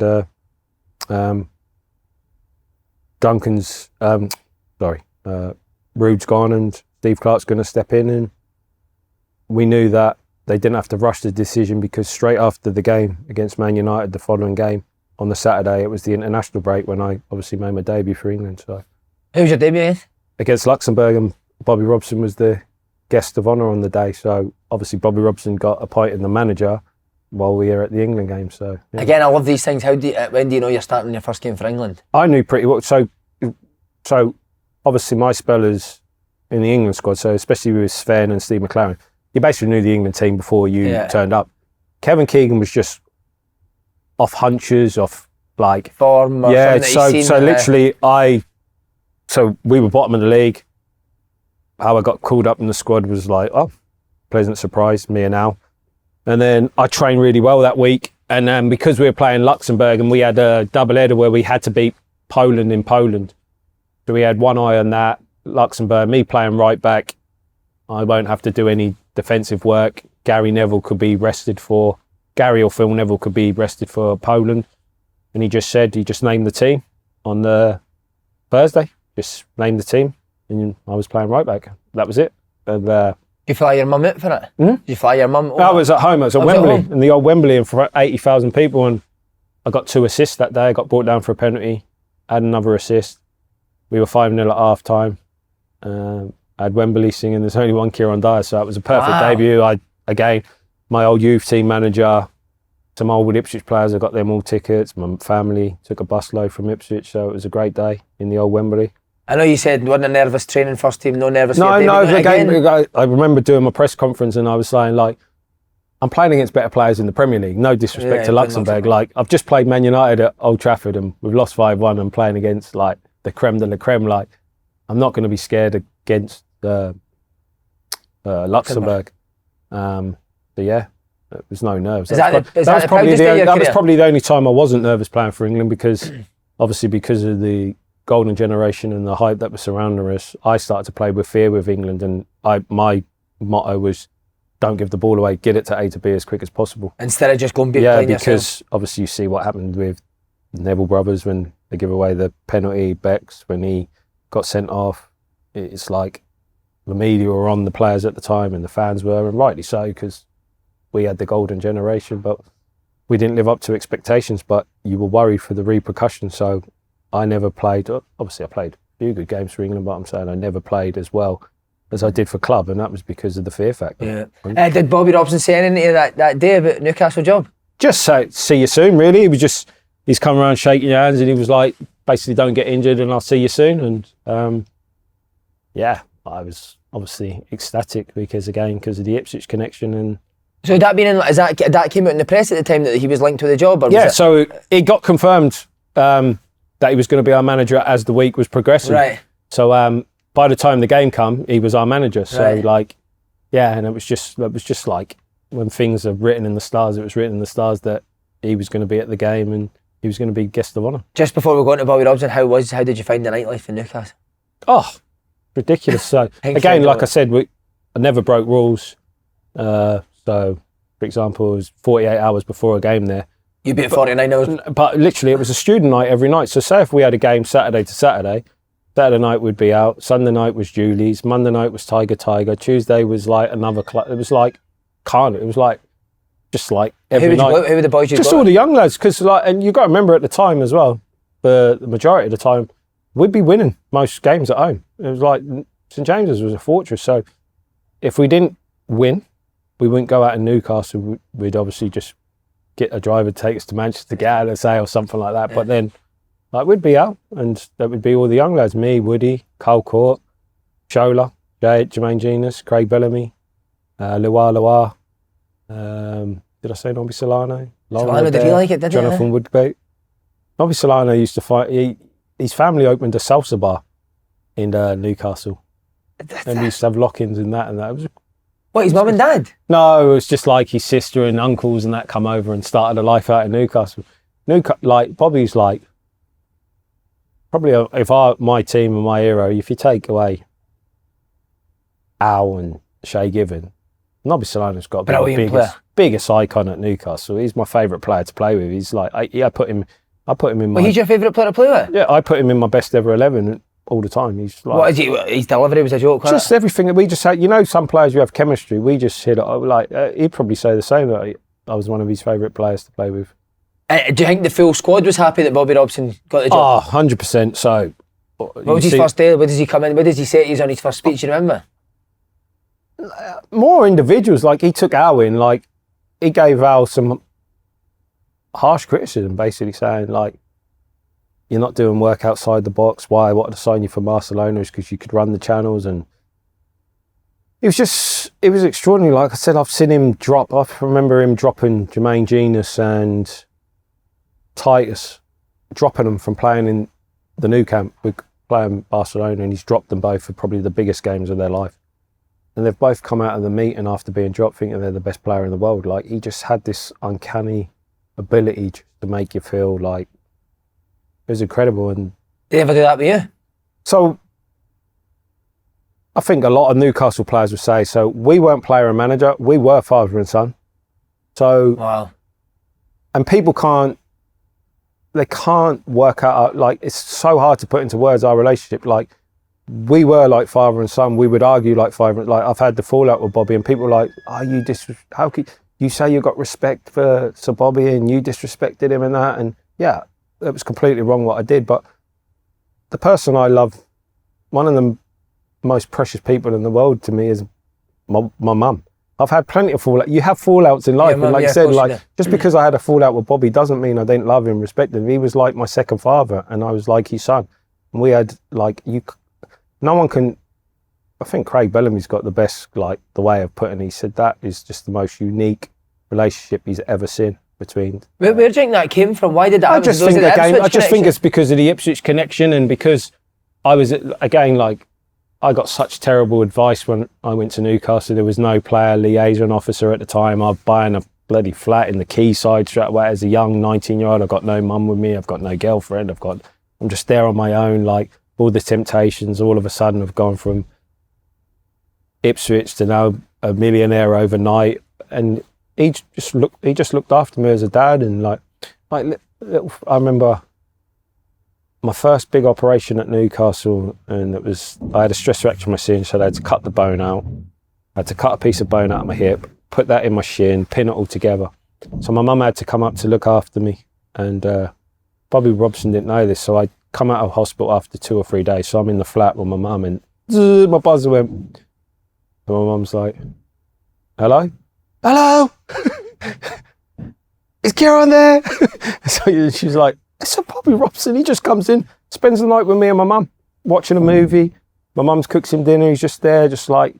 That's incredible. Just like she manages, just like socialising with us on a Saturday. My mum's like grown up like in Ipswich when Bobby's the king and England manager, and he's talking to her about her flowers, what flowers she likes. Did you try and fire into her? Were you in your room, Kieron? Leave us two for a bit. yeah. I don't know. He probably knows about my dad from the Ipswich days. He's scared of your dad, mate. And so the flip side of that is that he would probably be harder on you because he loved you so much. Yeah, 100%. So, yeah, we just had such a unique relationship. It was just like, and like when I let him down and he... What was it that happened? So basically, he got, it's a good story about Jonathan. Well, it's not a good story because it was a shit show really, but so we played Rangers in a pre-season friendly. We had this tournament before pre-season. We're playing Rangers and cut a long story short, at half-time there was an injury and a player was told to play left wing and he'd been playing well in a certain position and it was kicking off at half-time. I'm not playing left wing and it's kicking off. And now the referee's buzzing and we still haven't sorted out who's playing left wing. So I go, I'll play there. Like, let's just sort this out. I'll play there and think so. Yeah, good idea, son. So I go play left wing. We beat Rangers 4-2. I think I scored that game. Yeah, I do score that game. Scored the fourth. After the game, I'm thinking, all hell's going to play. And nothing said. So that was the last game before we're playing Middlesbrough first game of the season. So that season, now, we've been in the Champions League the last 2 years, in the UEFA Cup we're flying. We're a top 4, top 5 side. And now we've just signed Patrick Kluivert, we signed Nicky Butt, we signed James Milner, we signed Stephen Carr. We're now ramping it up. We're like kicking on. So I'd been playing centre midfield all pre-season. And this is not an excuse. I'm just giving you it from my aspect because I should have played the game. So on the Thursday, we're doing shape for Middlesbrough. And he gives Jermaine Genius a bib, me a bib. Was it Nicky Butt? I think Gary Speeder left at the time. I think it might have been Nicky Butt as well. So he's give 3 players a bib who all want to play centre midfield. So there's only 2 centre midfield. So basically I'm playing right wing. So now I'm sulking in training and I'm like, why am I always the fall guy? So, and do you know that I was does everyone know I was sexually abused when I was a kid? I read that. Yeah, so I was sexually abused as a kid. So I was sexually abused as a kid and I didn't get help until I was at QPR. So I was sexually abused about 11 and now I didn't get help until I was about 32. So 21 years of my life. And you never told anyone? I kept it sick, so I dealt with it on my own thing. So obviously, I think I'm dealing with it all right, but I got certain mannerisms, like I had an attitude of like a fuck you attitude. If people want to take the piss out of me and that, I can't show vulnerability because when I show vulnerability as 11, I don't know this. So like I was a stubborn thing, like I'd fall out with friends, I'd fall out with my mum for over a year. Like if they did something I thought disrespected me, I was like, well, fuck you, like no one's taking advantage of me. Yeah. So like and I never got help from them. So I just thought it was me being stubborn, having this fuck you attitude to this world. Like if I see young people being bullied, I'd lose my head kind of thing because I know what happened. So basically, I had that attitude of like, I'm the mug. Like they're not taking the piss out of me. So obviously I see I'm right wing. So like I've gone in training afterwards, fuming. And this is where Woody's a wind up. So I'm like, I'm not playing right wing. I'm not being the full guy. Bet you do. So that's Woody. Bet you do. I'm telling you, I won't. Bet you do. Woody, I'm fucking telling you, I'm not playing. You will. You'll shit yourself. I said, Woody, are you not? So he's riling me up even more. So I'm like, no. So I go see Gaffer. Gaffer, I'm not playing right wing. Obviously, you let other players decide where they want to play. And I'm always the full guy. And I want to play centre midfield this season. If you don't think I'm good enough to play centre midfield, then I'll be on the bench and I'll just wait for my time. You've just signed James Milner, who loves to play right wing. Got Nobby, I think Nobby left. You just signed thing. Sleep on it, son, you'll be all right. We need you to play right wing. So at this time, like, I'm still raging. Like, and now, Woodgate on text all the time, like, you think. So again, like, but anyway, even without Woodgate, because of, it goes deeper I feel, than just football, because, and I didn't know at the time, I just thought I was a little shit and I listen, I should have played the game. I'm disrespecting the manager, someone I absolutely loved. Should have just played the game and we should have dealt with it afterwards. But again, because of that stubborn little immature prick who's never had help, he's had serious trauma to his life, it just built on top of me. So obviously I didn't play the game. And again, when you're talking about so that was on the Thursday. I was saying I'm not playing. Friday we come and then I said I'm not playing. So like we're pictured by the Paps of me and him like having basically an argument. Man, I'm not playing, and he's like, come on, you need to play.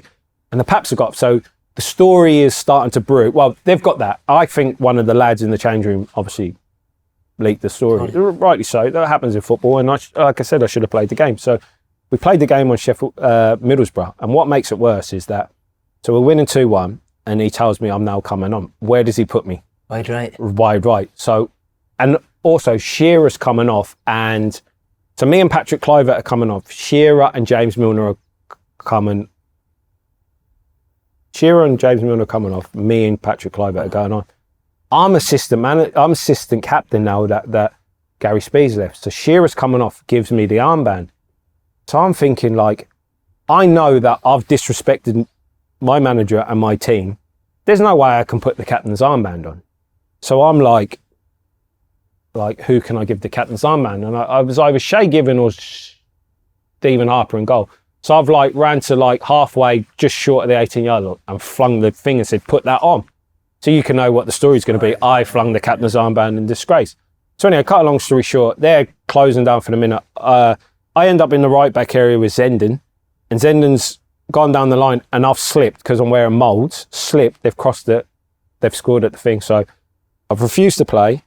I didn't put the captain's armband on, and I've conceded a goal. So you can imagine me in the changing room, absolutely headless, devastated, and then I remember the gaffer goes up to do his press, and I'm doing the just getting changed, showered and that, and he comes in, he went, they know. And I was like, who knows? He's like, the press, that you didn't want to play, but don't worry, son, I've protected you, I've denied it. So I'd let him down, I cost him 2 points, and he was still sticking up for me, and again, like I said, I was completely wrong. I should have played the game, but just because I didn't play, it wasn't a disrespect for him. I was, like I said, an immature, had demons as a kid, but you fall out with loved ones all the time. It don't mean that you don't care and I don't love him. Did you ever feel like telling him it? No, I never. I thought that secret was going to stay with me. Again, one of the big reasons I never told the secret is because I know as soon as that secret had come out, my dad would have just chopped his head off, and that would have been my dad in prison for the rest of his life. So that was a big burden to carry as well. So that's a hard thing to carry through your well, obviously, I didn't realise, little thing how it affected me, how I my kid, my oldest boy Kai, when he was a kid, he was a bit of he was just soft natured. So when he got to around 10 or 11 and he'd cry and he's showing weakness, I used to snap. I never ever hit my kids, but I was like, come on, man up, da-da-da. Because if you show vulnerability, bad things happen. My ex-missus at the time, who I'm obviously not with now, she was like, you're hard on him. And I didn't realise. So it was only when I got help and they were asking me about all my mannerisms, and bloody hell, it helped improve. It helped, I turned into a monster. Yeah. Well, that monster turned me into a monster, if you know what I mean. And I am thankful I got help. And that was all just by chance with Joey Barton at QPR.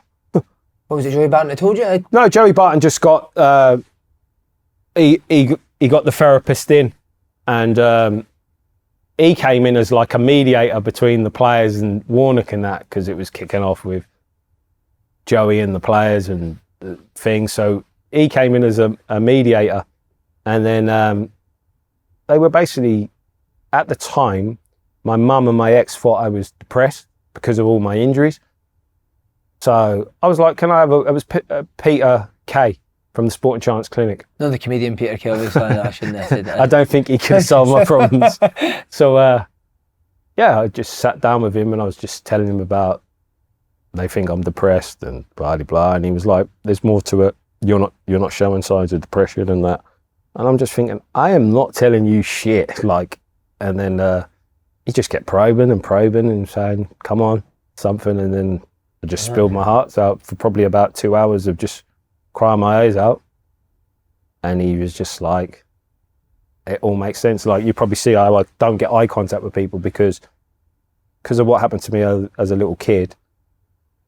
I kind of feel ashamed of like looking people in the eyes because they might think, oh my God, he got like touched. It's crazy how deep it went. It was mad. So like, there's loads of things. Like, I've got this thing where I can switch off in my brain. So someone's like, Rob Owen will tell you probably, he's talking to me and he thinks he's talking to me, but I'm miles away because I used to have a thing as a kid where to switch off the pain and the thing, I could just switch off. Do you think that held you back in your career? Like, do you think it affected you? No, I just think, obviously, I was part of the Brat Pack. Like I said, I was a stubborn, I had a fuck you attitude, and I think it played into that a bit. I don't think it impacted me as a footballer. I just think as a reputation of being a prick, I was probably a prick. I was very immature. Like, we've all got to learn, and like I said, we're never going to be having much knowledge as when we're 40 to when we're young 20s. But yeah, definitely. Like, when I got the help and realised what I'd become, and it wasn't my fault. Yeah. So that was probably the biggest thing for me, is that this wasn't my fault. Oh. It was, if I'd have got the help earlier, then I could have been a better person. Definitely. Yeah. You spoke about that Rat Pack, 2001, 2002, Bellamy, Laurent, Robert and Genius coming. Did you and Bellamy hit off straight away? No, because obviously Ipswich-Norwich rivalry. So and we used to play against each other? Yeah, in the youth team, we're the same age group, so we used to play against each other, Ipswich-Norwich. Then I can remember we got in the first team at roughly the same time. I was playing for Ipswich, he was on the bench at Norwich. I remember when he came off the bench, he runs past me and says, "You're fucking shit." And I'm like, hang on a minute, you're the one on the bench. Like, but when he came, I was expecting like, come on then, let's see what's going to go on now with that. But we just hit it off straight away. And I talked about Gary Speak. Like, there's a lot of, what's the word? He's just very demanding. But what Craig demands of his teammates and off coaching staff, it's not like he's demanding stuff from them that he wouldn't put himself through. Like, when you're talking about, all right, he had a night out and a thing. Again, we're young, we're meant to go out and that. But when you're talking about actually being a footballer and what he's doing, like, I tell this all the time, Craig was like fast, but he wasn't rapid. He would turn rapid because he worked on like Olympic lifting, like every day in the gym. Like, when he first come to Newcastle, he was like I said, he was fast, but he wasn't rapid. By the time 2 years at Newcastle, he was like Michael Owen's pace and Henri pace. And that's through hard work. Through hard work. He wasn't given that gift. That's everything he got was just like hard work and graft. And like, we used to talk about Super Sunday. Like, Super Sunday used to be the 2 games on Sky. Like, Super Sunday for Craig Bellamy was watching 6 games. He'd watch the Serie A game. He'd watch he'd watch the Spanish game. He'd watch the 2 Premier League games. He'd watch a Bundesliga game. He knew every player in every league. It was just like, I've heard that he's a footballer. When I see him, like, he's going to be. He was made for management. I spoke to him the other day. I see his ideas. I see how he talks. He's just like, he's ahead of the game. Like, Wales are lucky to have him because he's going to be the next outstanding coach, and easily. What about as a guy? Any funny stories about him losing his rag or? Oh, I love the story with Craig. When we're talking about great man manager Bobby Robson. So Craig had, it's a good story, this. So Craig had gone about 6 or 7 games without scoring a goal. So everyone for their own pride. We played Leeds and we were winning 3-0 at Leeds. I scored a brace that day. And the board comes up after 60 minutes. Craig Bellamy's number's coming up, and I think Shoulder comes on and Big Al stays on or something. So you can see him muttering under his breath as he's going off, like, fuck it, Pin. Fucking knows I need a goal. Fuck it. I'm like, man, let's just get off the pitch, mate. Like, wind them, get off, mate. Get on the bench, mate. I want a hat-trick to do one.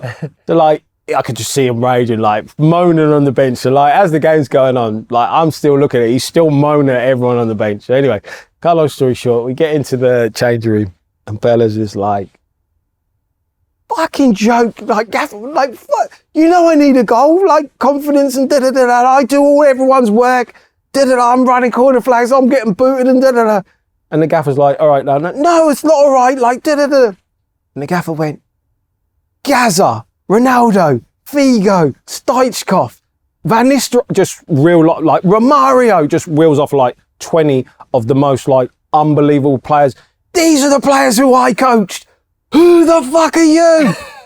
And I've never seen him be so silent or like, and he just goes, you got a point, and just sat down. That's the first time. That's the first time I've seen anyone just put him, and he just couldn't have an answer. And I thought, wow. He came to Celtic when I was a kid, mate. What a player. That spell, I remember, obviously, he was my best friend in that. So, obviously, when the shit hit the fan with Souness and he went to Celtic, I remember the first game was the derby, and he weren't very good.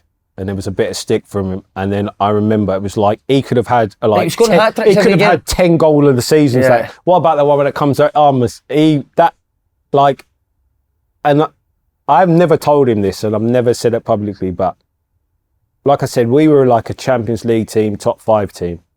And obviously Bobby Robson famously got sacked for us coming 5th, and then it was going for the day Craig Bellamy left the club is when that was the end. That was the end for Newcastle. Obviously, Craig went, then Jermaine Genius went, then a few others. Then I left, and then the relegations and that come. I'm not saying they got relegated for me, but Craig was crucial. He was that good. He was that important. He was amazing. What a top player. I just need to ask you about the Champions League. You mentioned it. Favourite nights, games, playing the Champions League for Newcastle.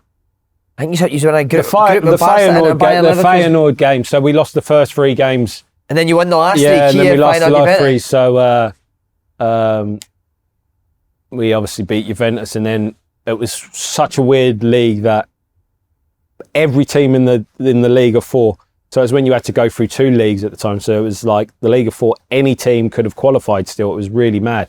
Even though we lost the first 3, and then we went 2-0 up against Feyenoord. And then they got it back to 2-2, and the Dutch fans make a great thing, and we took probably 4,000 or 5,000 Geordies.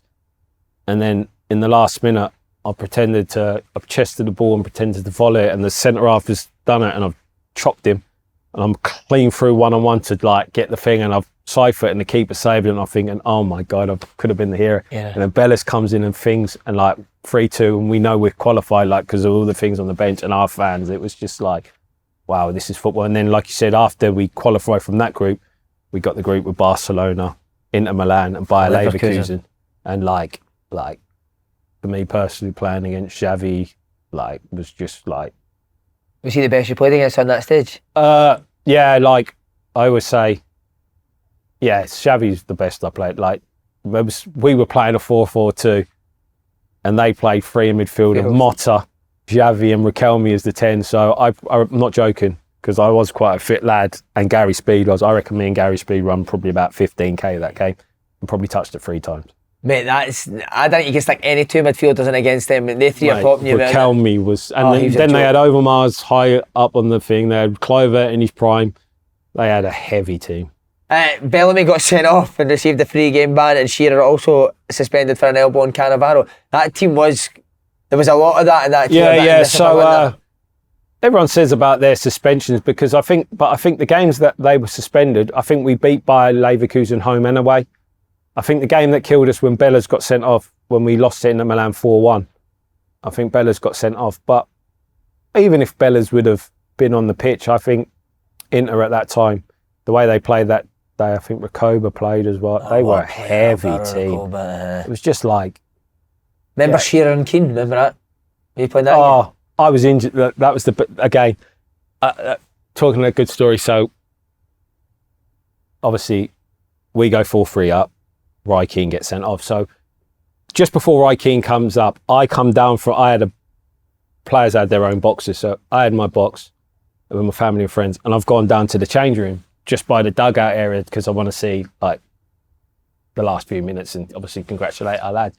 So then I see Roy Keane getting sent off, the thing. So Roy Keane was waiting in the tunnel. So he's walked past me and he's waiting in the tunnel. So when you go up the stairs in the tunnel, the home change room's to the right, away change room to the left. So Roy Keane's just up against the wall, just waiting. So I'm thinking, oh, this could be interesting, like buzzing for it. So then we were 4-3 up, and like Craig, like time wasting, Craig's doing ridiculous step overs, like winding up like the Man United players, like Gary Neville thing and that. So anyway, final whistle goes. So all I can remember was that Bellas comes in first, and Bex and Gary Neville and that are fucking chewing his ears like, who the fuck do you think you are? And he's like, fuck. And like, they are kicking off like, you fucking prick. And what was Bellamy going, fuck? Yeah, like basically like, fuck, like, it's fucking mad. And like, they're proper like, this is mate, like, they are the best team. And like, who the fuck, like, you, all right, well done, you've won. But like, who the fuck are you? And like, he's like, yeah, whatever. So that's kicking off. So anyway, so then Alex Ferguson comes up the tunnel, and he's like, Keane, get in the changing room now. Get in the changing room. It's like, no, I'm a fuck, no. So then like Big Al's now coming to the tunnel, and I'm thinking, this is like, you could sell this on pay-per-view for like 50 quid a pop. Like Al walking towards Roy Keane, and Roy Keane's ready for a tear up, and Ferguson's like, get in now. And by the way, Al's just walking up on his own, just cool, calm, just like, if it's going to go. And I'm thinking, please, Alex Ferguson, go away, do one. And like, he's fucking nudging him in, and Keane goes in at the end. But we're very close to seeing. We're very close to seeing Al and Keane. Who are you putting your money on? I think Al's a tough man, but I think Keane, you're going to have to kill Keane for him to stop. Definitely, mate. I think. Would that Newcastle team have fights in tunnels a lot, or was that not done back yet? No, obviously you have fights in house. In training, that was a lot, I remember Lauren Robert and Andy Griffin. Andy Griffin gave Lauren Robert a proper free crack as well. Lauren Robert was a strong guy, and by the end of the fight, Lauren Robert was on top of him, giving him some digs. Griffin was a wee I've seen young Andy Carroll give Shola at Miami. Oh my God, young Andy Carroll. So we used to take young Andy Carroll out for our nights. We were still young ourselves. He seems like a hero, but Andy Carroll was a young guy. He used to come out, he was like star-stuck out with all like first teamers at the time. But so he was training around the first team, and I remember towards the season at the end, I don't know what happened, why they think, but I mean, and he's a big lad, Andy Carroll, and he's just gone smash. And I swear Shola just went, if you ever do that again, I'll kill you. He just didn't even flinch. I mean, he took it. He took Andy Carroll's, and Andy Carroll's a big, and I swear it just went like, if you ever, and I was just like, oh my God. So yeah, they were the two probably big ones. Robert had some left foot, mate, didn't he? He could leather a ball. Was he brilliant, Robert? What a player. Again, a lot of the time was talked about what he couldn't. So when we played away, and you had Nobby Solano and Lauren Bear, it was about their defensive responsibility. They're geniuses on the ball. It's what Newcastle want to be entertained. That's like what we did. We outscored teams. Did you ever think that one of the teams that you were at, because obviously there was different teams that you played in, were any of the teams capable of winning the league? And why didn't they? No, so I always say this, like for us to achieve so there was a couple of seasons where up until March, we're in the top three, like only 3 points off the big boys. But if you look at our team, Al was world class. But by the time we were doing that, he was like at the end. So he wasn't world class anymore. He was still a world class goal scorer. We didn't have any world class players in our team. We had very good players, and Bobby got the best out of all of them. And potentially, so what happened with Newcastle, we bought all these young players with all this potential, and we didn't really go above, like a bit with like the Leeds. When Leeds bought all these players, obviously then you had to sell them. But like you're buying that hopefully the potential will become world class. I don't think we had any world-class players. I think probably the closest, but he wasn't world-class, but he had the potential to be world-class, was Woody. Woody was, like, obviously I had a lot of injuries. If Woody didn't have his injuries, mate. Oh, he went to Madrid, didn't he? We're talking about, Did you tell what Woodgate as soon as he came in?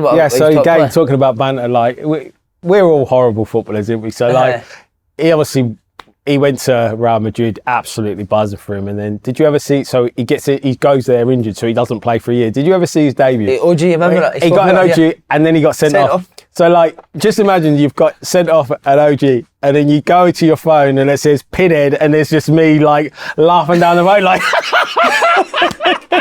like great debut, you. Like, we're just horrible. And the more I think about it, and then he'll just come back and just iron me out, like about my big bushy eyebrows or something. He had the best lyrics, but like, what a player! Like, even to like, like, even to be playing for Real Madrid, like, the stories. Do you remember him saying to you, I think I'm going to Real Madrid? Yeah, he was living with me at the time, so he had his way. place in Middlesbrough, but he used to stay at mine all the time. And again, is he just sitting and gets a phone call? Or? Just, I don't know, his agent, he had the big hit. It was Tony Stevens. Tony Stevens only had about 6 players, which were Michael Owen, Alan Shearer, David Beckham, David Platt, Jamie Redknapp, and Dwight York, and Jonathan Woodgate. That's not a bad combination. David Platt's killed it. The other 5 amazing. I'm not having Platt.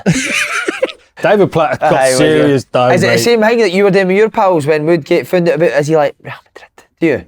Yeah, 100%. Yeah, just like big news, isn't it? It's just like, wow, just like, that's incredible. Real Madrid coming for you, innit? oh my God! And while you're injured, but he was that good. Yeah. If he'd have stayed fit, listen.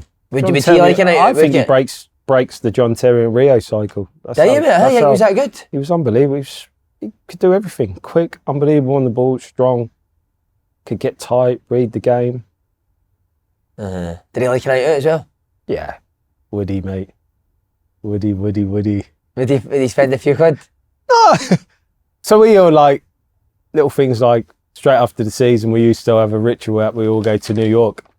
We'd go to New York for a shopping spree and nights out. When we all met Jennifer Love Hewitt and fell in love with Jennifer Love Hewitt. How did you meet her? That's when we realised we were famous. We were just might have been in Dolce Gabbana or something. It was me, Jermaine and Woody. And she's in there with must be her boyfriend. So again, you know, like we're saying, oh my God, on the face. So we're walking, so JJ's got like 5 or 6 items. And I've clocked, and I was like, and this is when she's prime Jennifer Love Hewitt. I'm in the queue with JJ. And then her and her boyfriend are behind us. So we're now going through the queue. All of a sudden there's a tap on mine and JJ's shoulder. And we've turned around and it's her. She's like, my boyfriend's big fans and that and loves the tune and that. We're like, what? Can we have a picture? So there's Jennifer Love Hewitt, her boyfriend in the middle of me and JJ. Just like, Jennifer Love Hewitt knows who we are. Like, how good is that? That's incredible. Yeah. Have you got a favourite night out? Have you ever get a massive night out? I think a great night out it's not really a night out, but obviously I loved this story of, again, talking about how crazy our life was. So, you know, when we played Arsenal and Dennis Bergkamp scores that unbelievable goal. That's again. So that was a Saturday night and it was a 5:15 game. They were very rare at the time. And I'd been injured and I had my first training session on the Friday before the game. And I trained really well. So the gaffer was like, I might put you in the squad. So as I'm training, he's like, you're looking good. I might put you in on the bench and that. I'm like, yeah. So anyway, cut a long story short, he says, after training, you're not in the squad. Just get the weekend out of thing, have a full week's training. So I'm like, okay. So in a way, I'm like, phew, because me, Carl Court and Mike Quinn, wrestling was on in Manchester. So it was like in an afternoon thing, Rock, Stone Cold. Like, I'm a massive WWE fan. The Rock, Stone Cold. Then we're going Manchester, living room, Circle, all the places, right? So we've got our night planned out. So we've got a driver. So we're going down to Manchester, probably leaving about 12 o'clock. Got bevies in the car. And we now going to, I think, like I said, it starts in the afternoon at the Manchester Arena. So we get there. So we're in. Like I said, I'm about 3 beers in. About 2 o'clock, 2:30. Phone rings. Gaffer. The fuck's the gaffer ringing me for? So I thought, Patch if it's important, it's just a thing. Hiya, son. I've been thinking about it. Report for the game, you'll be on the bench. I'm in Manchester, I'm thinking, oh my God. So I'm like, fuck. I'm saying I can feel my hammy. So basically, I feel like working out the time, 2:30. They've got to meet at like an hour and a half before the game. Like, the game's at 5:30, so they've got to meet at 4 o'clock. I'm not going to get there on time, right? I'm going to go back. And so Newcastle, so basically when you're going back up north, Newcastle there, but we lived even further north in Ponteland. So you have to go in your club suit. So I'm thinking, right, I'm going to pretend I haven't got his thing. So literally, it's a mad dash back. I've like said to the driver, please, if any fine you get, I will sort anything out. Please get me back. So we've zoomed all the way back. I had to get to literally, so like the way I started out, so we had a club suit on. I get in at like So the game's at, like I said, 5:30. So I just like stroll in about I'm absolutely sweating armpits. I get in at 5:15 to wish everyone luck.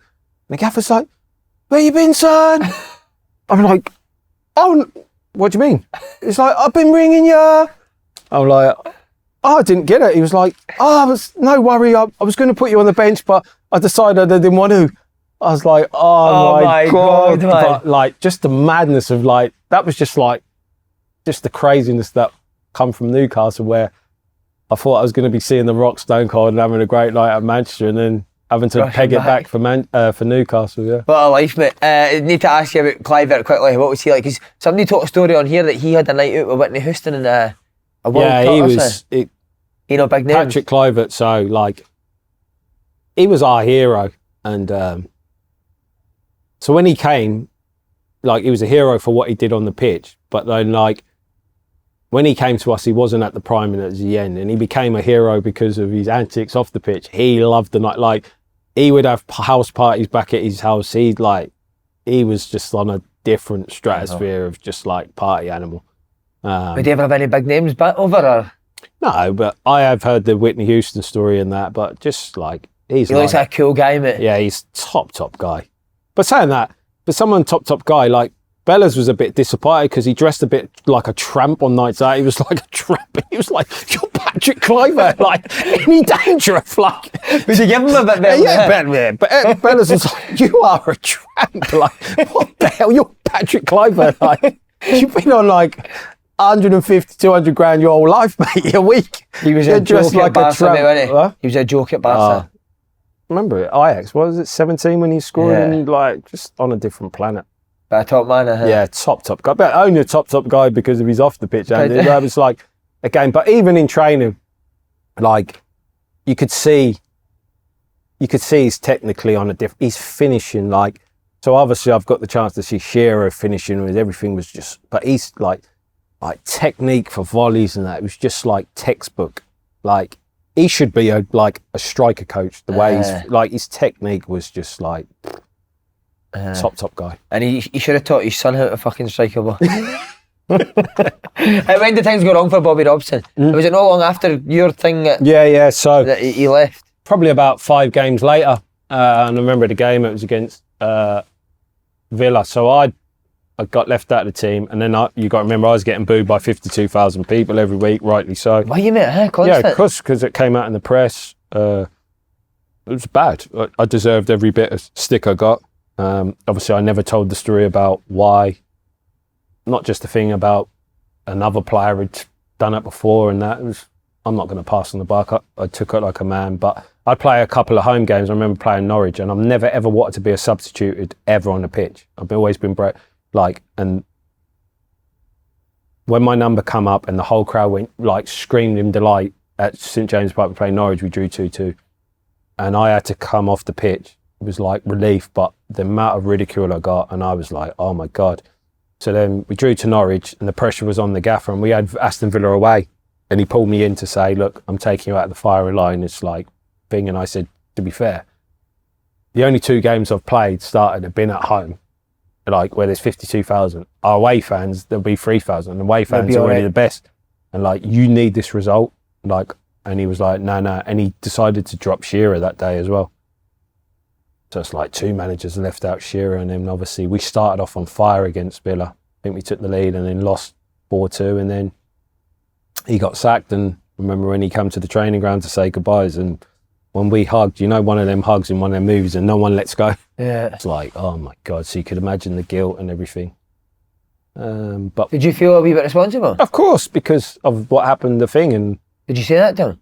Yeah, but he didn't really need me to say, like, I still spoke to him afterwards, and like him and Charlie was the chief scout, and still speak to Charlie all the time. It was just, like I said, I handled the situation really wrong, and I regretted it. And would that have been the lowest point in your career, mate? One of them. Like you said, obviously the West Ham, when I broke my leg, when I shouldn't have even been playing in the game, was a real low blow. But yeah, that was a tough one to take, because someone like I said, I loved, lost their job. I don't like people seeing people lose their jobs, especially if you feel responsible as well. Did you ever see him again after? Yeah, loads of times. Yeah, I spoke to him. But would you go for lunch or just phone? More speaking on the phone, because he distanced himself from obviously Newcastle. But yeah. Would he be one of the nicest men you've met? Yeah, definitely. He just lit up a room, didn't he? He was just like a national treasure, an absolute. Well, you don't get knighted if you're not. You got to have something about you to be knighted. And then the complete opposite comes in next. Graeme Souness. Can you remember his first day? Yeah, I can remember. He. So basically, he comes in. There's been an international break, so he's been in and around the building. And I was injured for the international. I keep saying, I mean, that's just the story of the moral of the story. I'm always injured. So I'd been out in Newcastle, and I got pictured doing up my flies, and I still to this day swear that I didn't pee in no alleyway. So the headline was me peeing out of a thing. So cut a long story short, the international break had finished. That come out on the Sunday. Picture of me doing up my flies, front page. I don't know why it's front page. Kieron, you peeing in the street, like disgraceful. Anyway, cut a long story short, I go into training and he's like, the police want to interview you.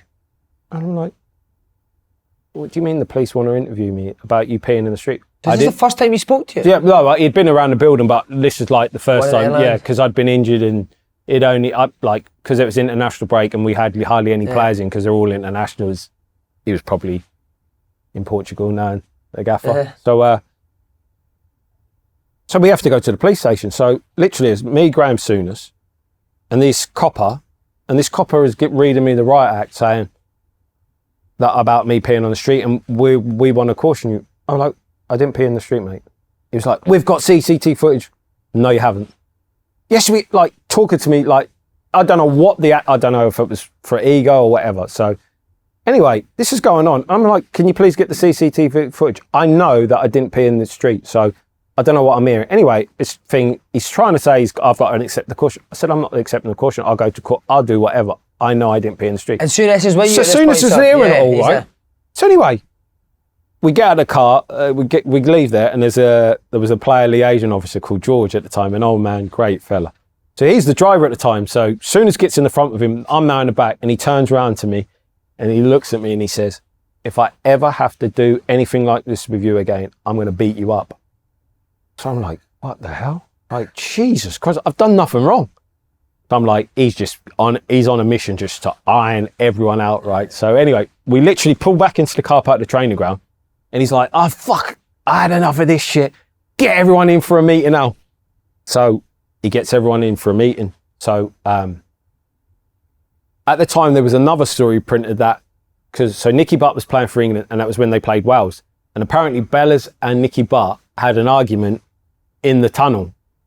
So he's come in, and he's like, everyone sit down. He's like, when I was an outsider looking in, all I could see was an unbelievable talented team, but just brats everywhere. Spoiled, entitled brats. And I'm out coming here to sort it all out. So he goes, let's just take a typical week of a Newcastle manager. I've already been to the police station because of this prick, right? So I'm just like, I just know it's kicking off. So I'm just like, head down. And he's go, let's talk about another two players, Nicky Butt and Craig Bellamy. So I see Craig Bellamy sitting up, ready to go. So I'm in the background going, like, no. So he's like, so why are you two arguing? No, he didn't. So Bella straight away, no, he didn't. Shut your mouth. Why are you two arguing? We didn't argue. Buddy, did we argue? Then Souness just starts walking through him. I'm like, oh my God. Souness grabs him by the throat, starts to drag him in the gym. Let's go to the gym and sort this out. So you got people jumping on Souness's back, pulling Souness off, right? And I'm just like, this guy is not mucking around. And like, yeah, it was like a few months later, Craig's gone. What, see after that, was he joining training? Because there's been stories before down here where he smashes boys in training. He smashes players in training, yeah. Did he smash Bellamy? No. Can't get Bellas, mate. Bellas are rapping, mate. Bellas is too clever for that. Yeah, he usually used to just go for the foreigners to toughen them up. But he was like, He was the only manager I've ever been scared of, and I played my best football with him. What's the worst you've seen him go mad? You remember?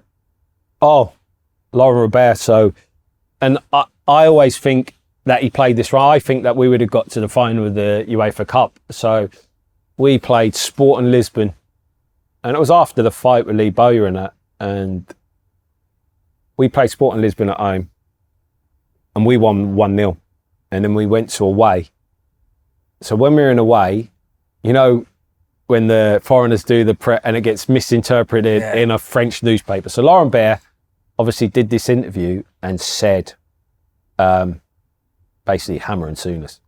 So we're now going to Sporting Lisbon, and we've got a 1-0 lead, and the day of the game, someone's faxed over all the newspaper headlines. So he's come on, and he's fucking... Laurent Robert's at the back of the bus, and he's come on, and he's got this paper, and he's throwing his face, you fucking get the fuck off the bus. And you know the friend, puta, like, puta, like Souness is like literally dragging him to throw him off the bus. Fucking honestly fuming. And Laurent Robert was starting in that game, and he was left wing. I played up front that game with Shearer, and they played a high line, and we needed pace. And because he's kind of like, what's the cut your nose to spite your face? He ended up playing Jermaine Genius out on the left. And I scored early to make it 2-0 on aggregate. And then we lost in the end. And I still to this day, if he'd have handled Laurent Robert differently, if Laurent Robert would have played that game, we win that game. Like, we go through. But he just lost it. I knew he was going into, because I remember the day he got sacked Man City, I was injured and I did a fitness test.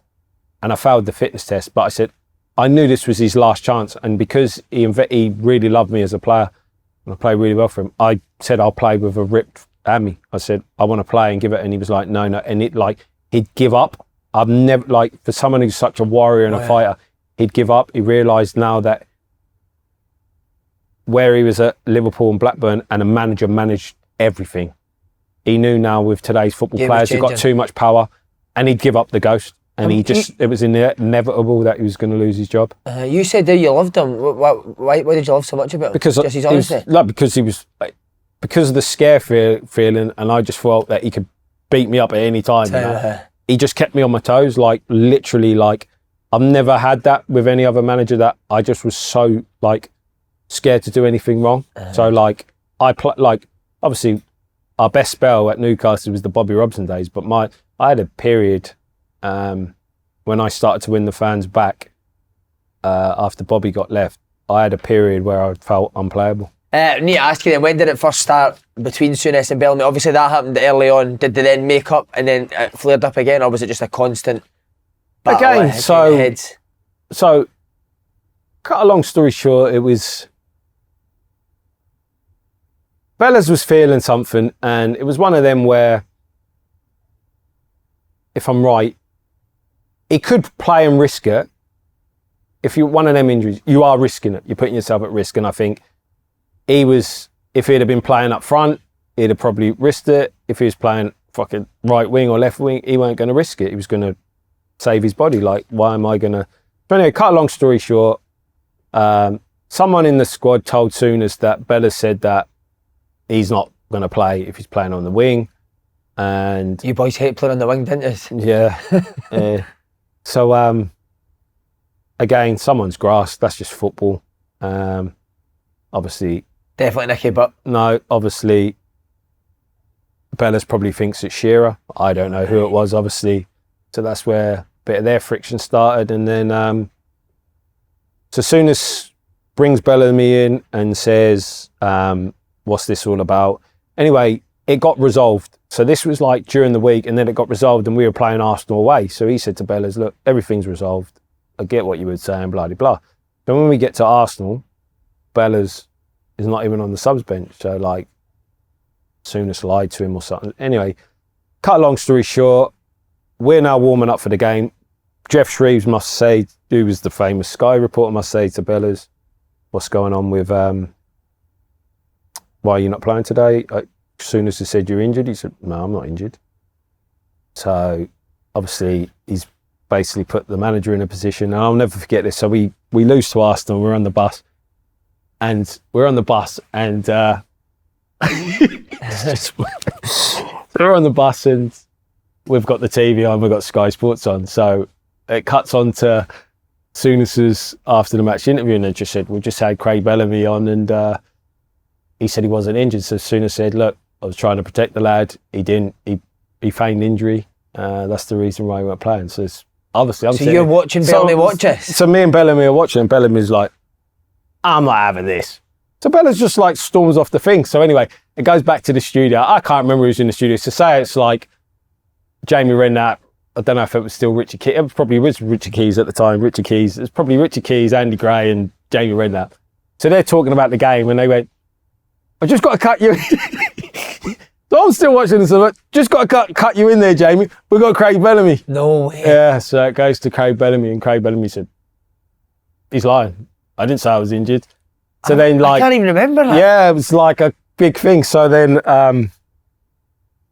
so anyway, it become like, so I'm like, oh my God. So by this time, Freddie Shepherd and Souness were on the bus watching it now. And I'm like, Bellas, you're going to get absolutely killed when you come back on the bus. Anyway, Bellas comes back on the bus, nothing said. Does he just walk? So he obviously has to walk by past them. I'm just like, wow, what is going on? Like, he's my mate. I want him to be a Newcastle United player. I know how important he is. I could see the shit's hitting the fan. It was just like, wow. So then we get back on the bus and we fly back. And then Bellas was like, I'm not having this. I'm going to do a Sky Sports interview and tell my side of the story. And I was like, Craig, don't do it. Please don't do it. And he was like, no, I'm not having him slander my name. And that's Bellas view. He's an emotional guy. And the next thing I know, the next day So when did he do the Sky interview? That night? The next day, the Sky around his thing, and he's doing a thing, and there was no way back. And like I said, that was probably the end of that period of Champions League and European football when he left the club, and obviously it was Celtic's benefit. But yeah, listen, Souness had no choice but no option. He's got to that. Did you think Souness was a good manager then? Like I said, me personally, I really like Graeme Souness. I just thought that he was now coming to the stage where he found it hard dealing with modern day players. Were you surprised when he went to Celtic? No, because at the time, I don't think he would have been able to get a club to come and buy him. And Martin O'Neill loved him, didn't he? Martin O'Neill's always had a thing for Craig Bellamy. And obviously John Hartson was a big influence. With the Wales connection. Yeah, so I thought that was a perfect move. Going to get to rip it up. And he ripped it off, and then he obviously went to Blackburn.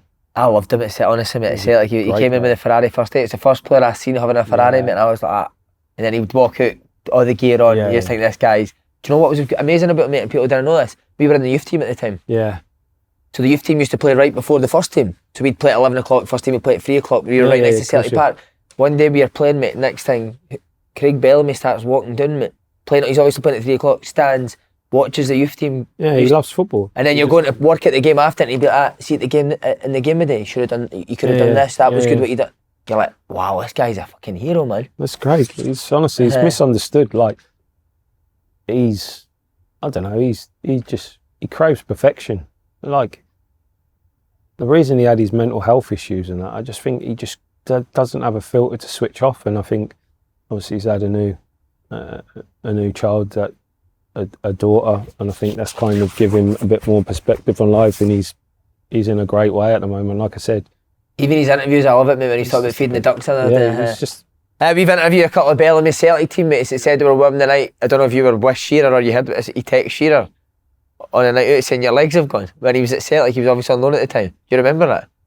I can remember the repercussions. All I can remember is Bellas must have texted him, and Al comes up to me and just basically says, I'm going to flatten your mate, basically along them lines, because I think we just lost in the FA Cup semi-final.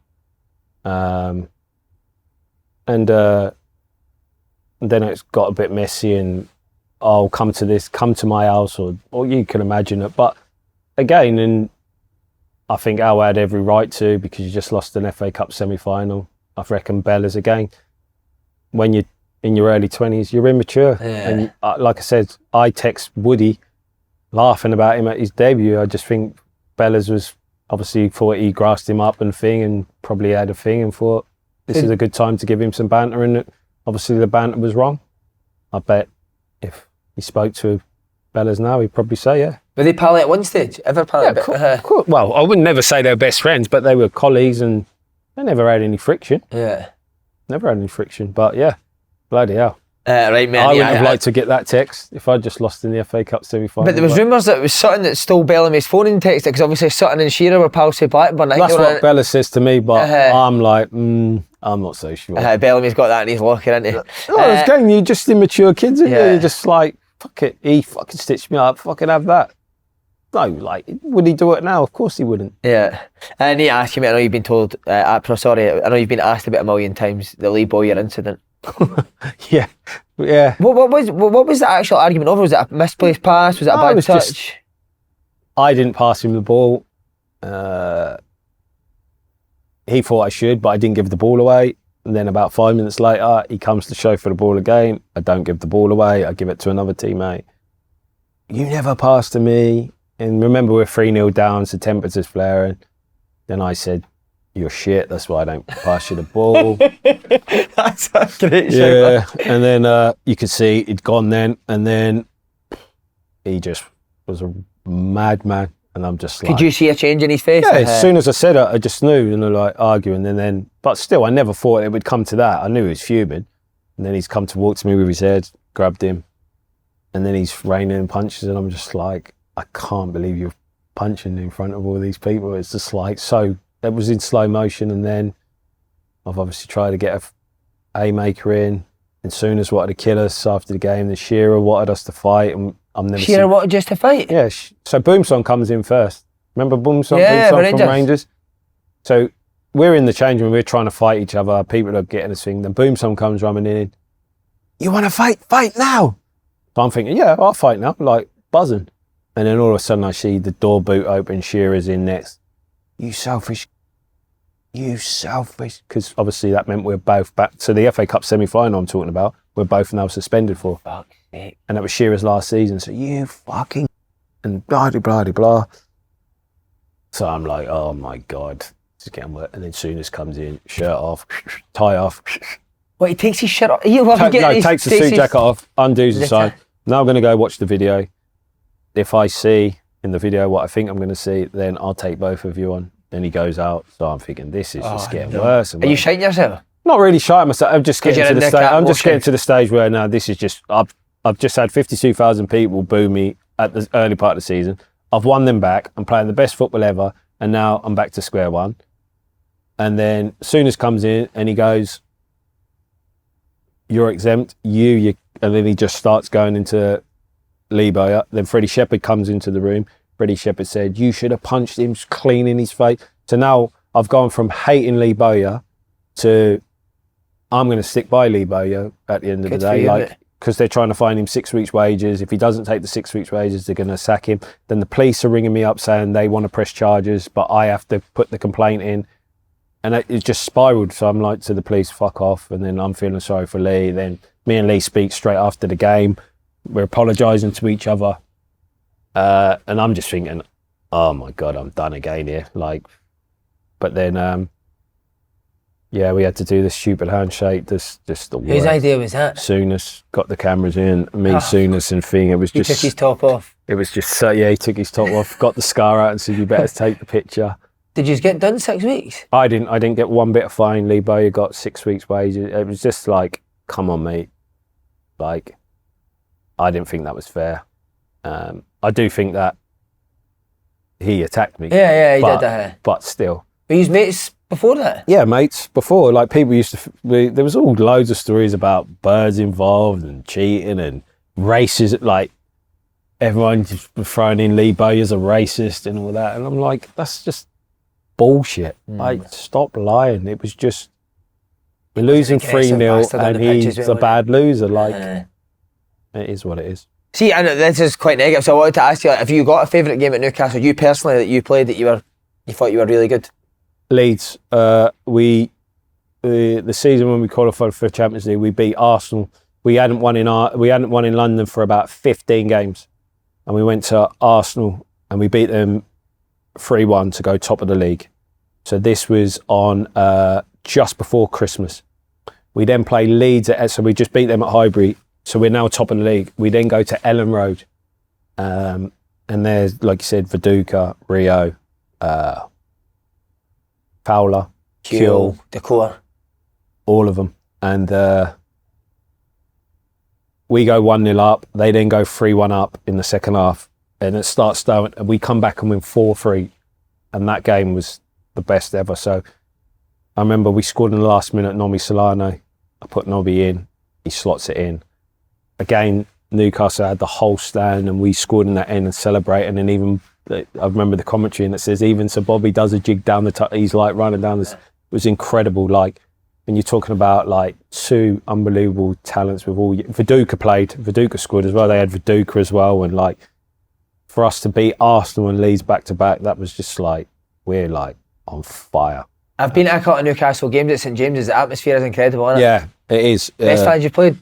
Yeah, definitely. When you're winning, that is the best place ever. Like when you're losing and you're not playing well, it can be quite intimidating. But the Newcastle away fan, like I always like playing Sunderland in the derby, but I like playing away where it's hostile and our fans are just unbelievable. But Newcastle is, and like they had a lot of shit to deal with Ashley and the relegations and that, and it's just good to see Eddie come in the new takeover. Listen, you can talk about the takeover, but Newcastle fans, they deserve that. I just want them to win a trophy.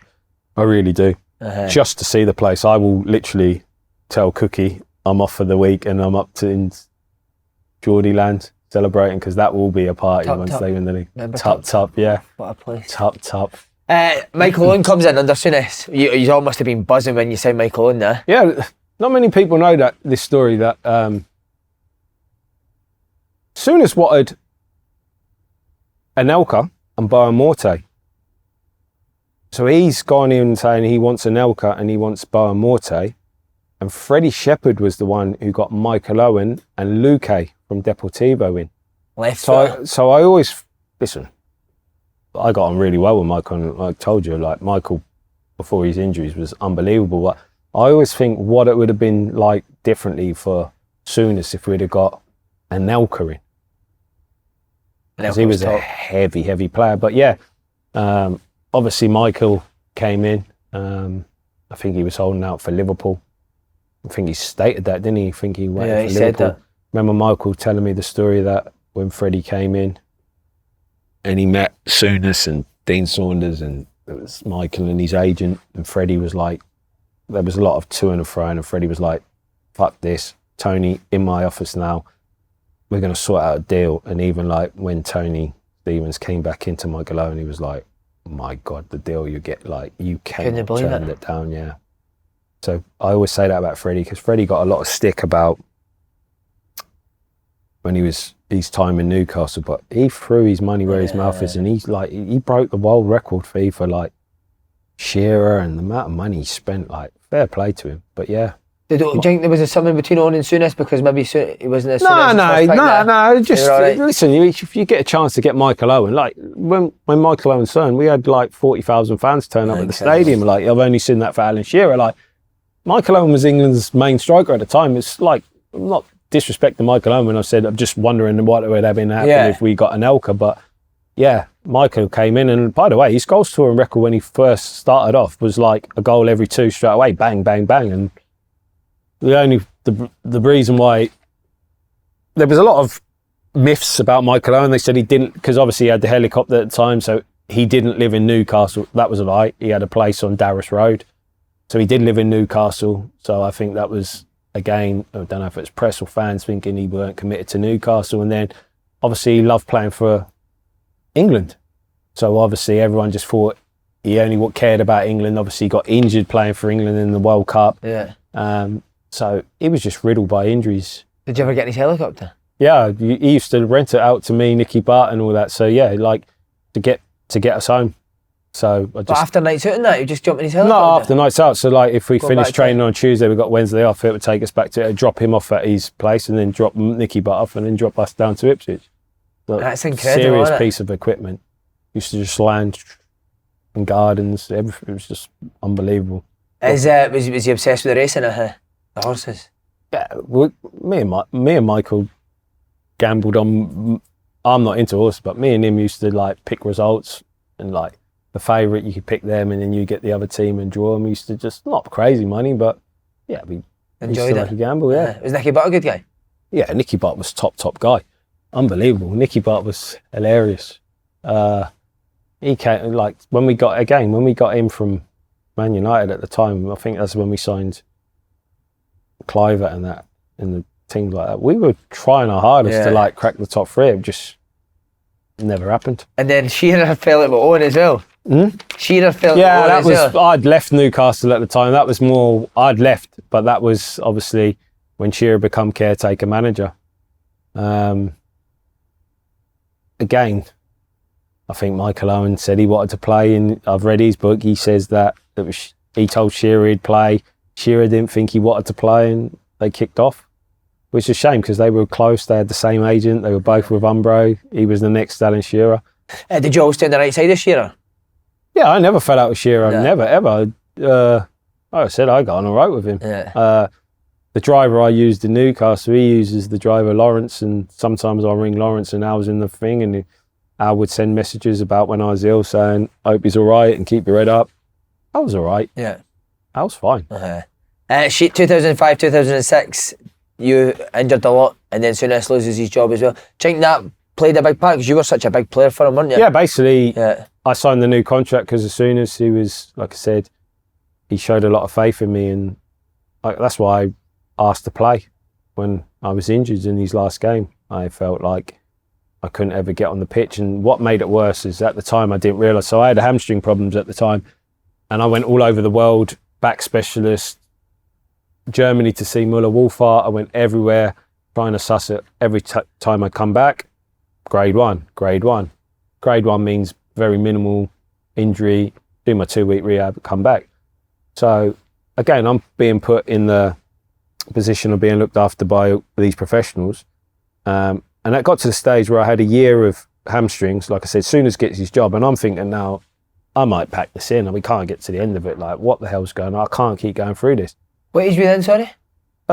Just before I went to West Ham. So this was a season before I went to West Ham. So this is about 27. Like, I just kept getting injured. I'd gone to every specialist in the world. Then they were telling me it was about my hips and that.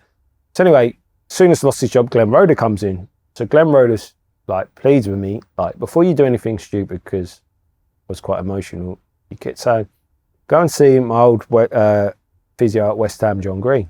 So I went to see John Green.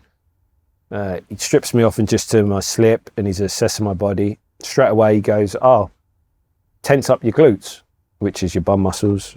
Tensing my glute. Can't tense my glute on my right side, and that's where I was getting my own. So he said, so that's promising that you can't fire up your glute, because your glute's important when you're running, because if your glute don't fire up, all your strain's going on your hamstring. So I was like, oh. So we started, okay, no one's ever picked that up before. I've been to every specialist in the world, but a West Ham retired physio is sussed it out with seeing me for 1 minute. You carry your wallet in your right pocket, didn't you? That's why. So then, by this time I've took all my scans. So you can imagine how many hamstring scans I've had in that year. So they're like, we go to a clinic in London, and I go and see this guy. I think it was Dr. Mitchell. He just puts all these scans on. He puts them on. He looks at them for 1 second, and he goes, "You've got paratendinitis." I'm thinking, that sounds like just the name of it means, oh, that's me out for a year or so. And I'm like, oh, what's that? He says, basically, so because your glute ain't working, when you're running, you put so much strain in your tendon in your hamstring, it becomes inflamed. So it's inflamed. So every time you think, that stabbing feeling you get is just where it's inflamed. I was like, oh. And he was like, oh, so what have I got to do? He said, you just have a steroid injection, build up your glute within 2 to 3 weeks, and you're good to go. Fine. So I'd wasted a whole year of my career when it could have been solved in 2 weeks if I'd have got the right people reading my scans. and you get labelled like as injury prone. And yes, I was injury prone towards the end, but that was a year of my career gone just by them not reading the scans properly and Souness lose. Like, so it's a proper knock on. Listen, Souness could have still lost his job, by the way. Yeah. I'm not saying I'm like Messi and I'd have kept Souness in a job, but I'm saying I could have helped. Yeah. They're like your peak years as well, mate. Yeah, yeah. How high do you think you could have went if you were injury free? Because I'm not just saying this because you're on the show, everyone, you were top, so if you'd asked me this question 3-4 years ago, my answer was I always underachieved. I think when I retired, Jamie Carragher texts Craig Bellamy to say Kieron was the best when we were young. Pete Taylor said, like, when he was under 21 manager of all the players, only Michael Owen and Steven Gerrard was the best out of that crop that come through. So potentially, I always thought I underachieved because of the lifestyle. Thought I was a celebrity at a stage in my life, weren't 100% focused on things. But now, when I've spoke to all my specialists, I basically played my whole career with liver disease. Fuck. My whole career. So in 2000, when I had an autoimmune condition, my liver was not functioning right.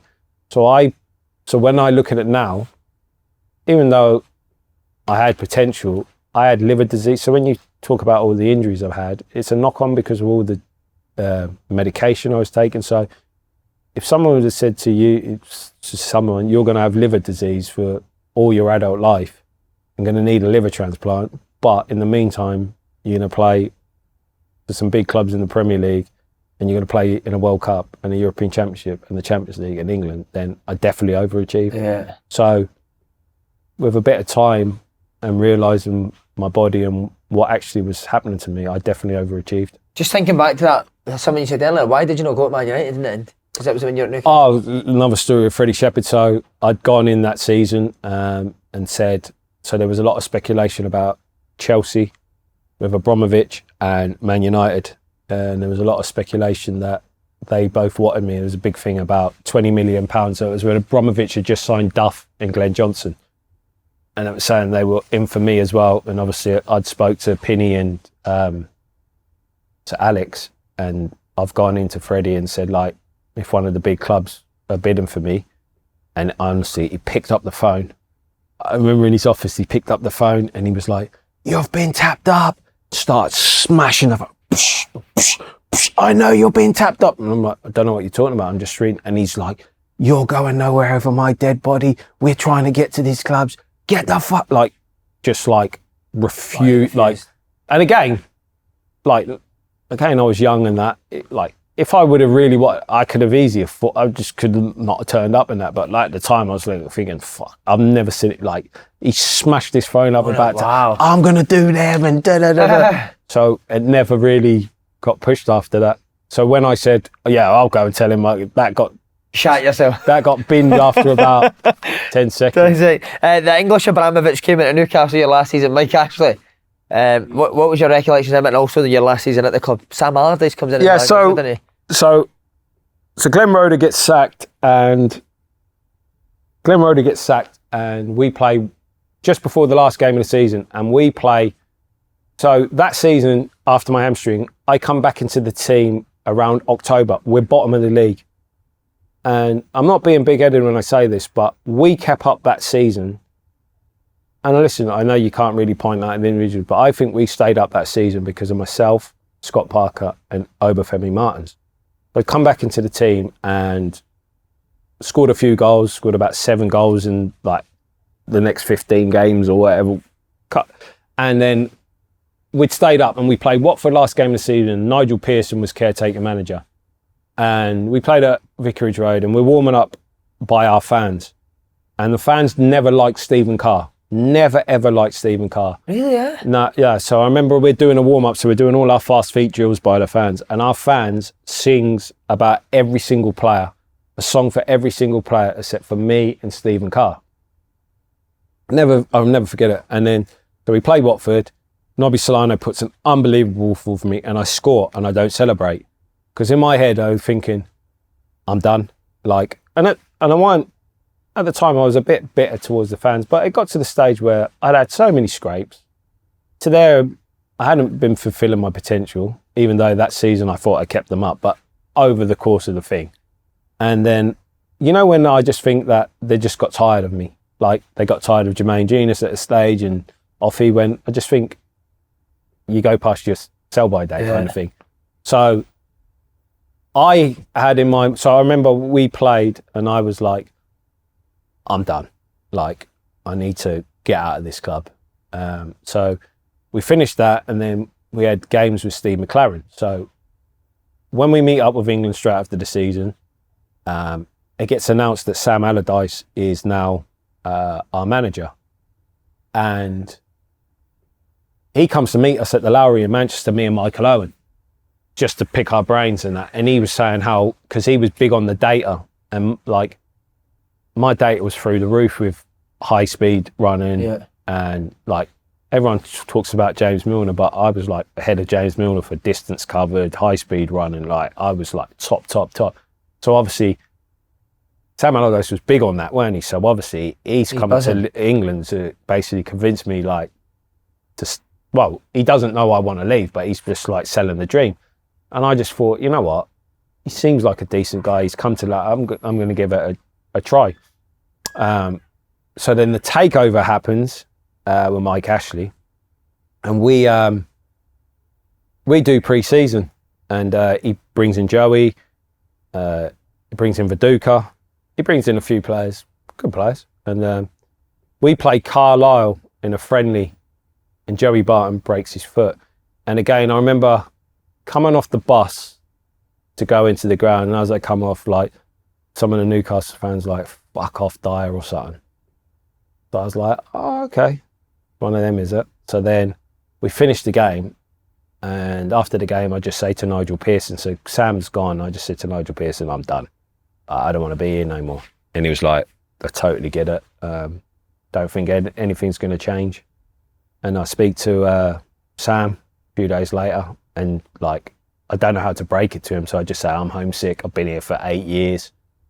And make out that I want to go home, because at the time, Scotty Parker, Craig Bellamy and Curbs had been on the phone, like they, like, yeah, because the billionaires had just come in, the Icelandic billionaires. So I just asked to leave. And this is a good story about Mike Ashley, which not many people know, is that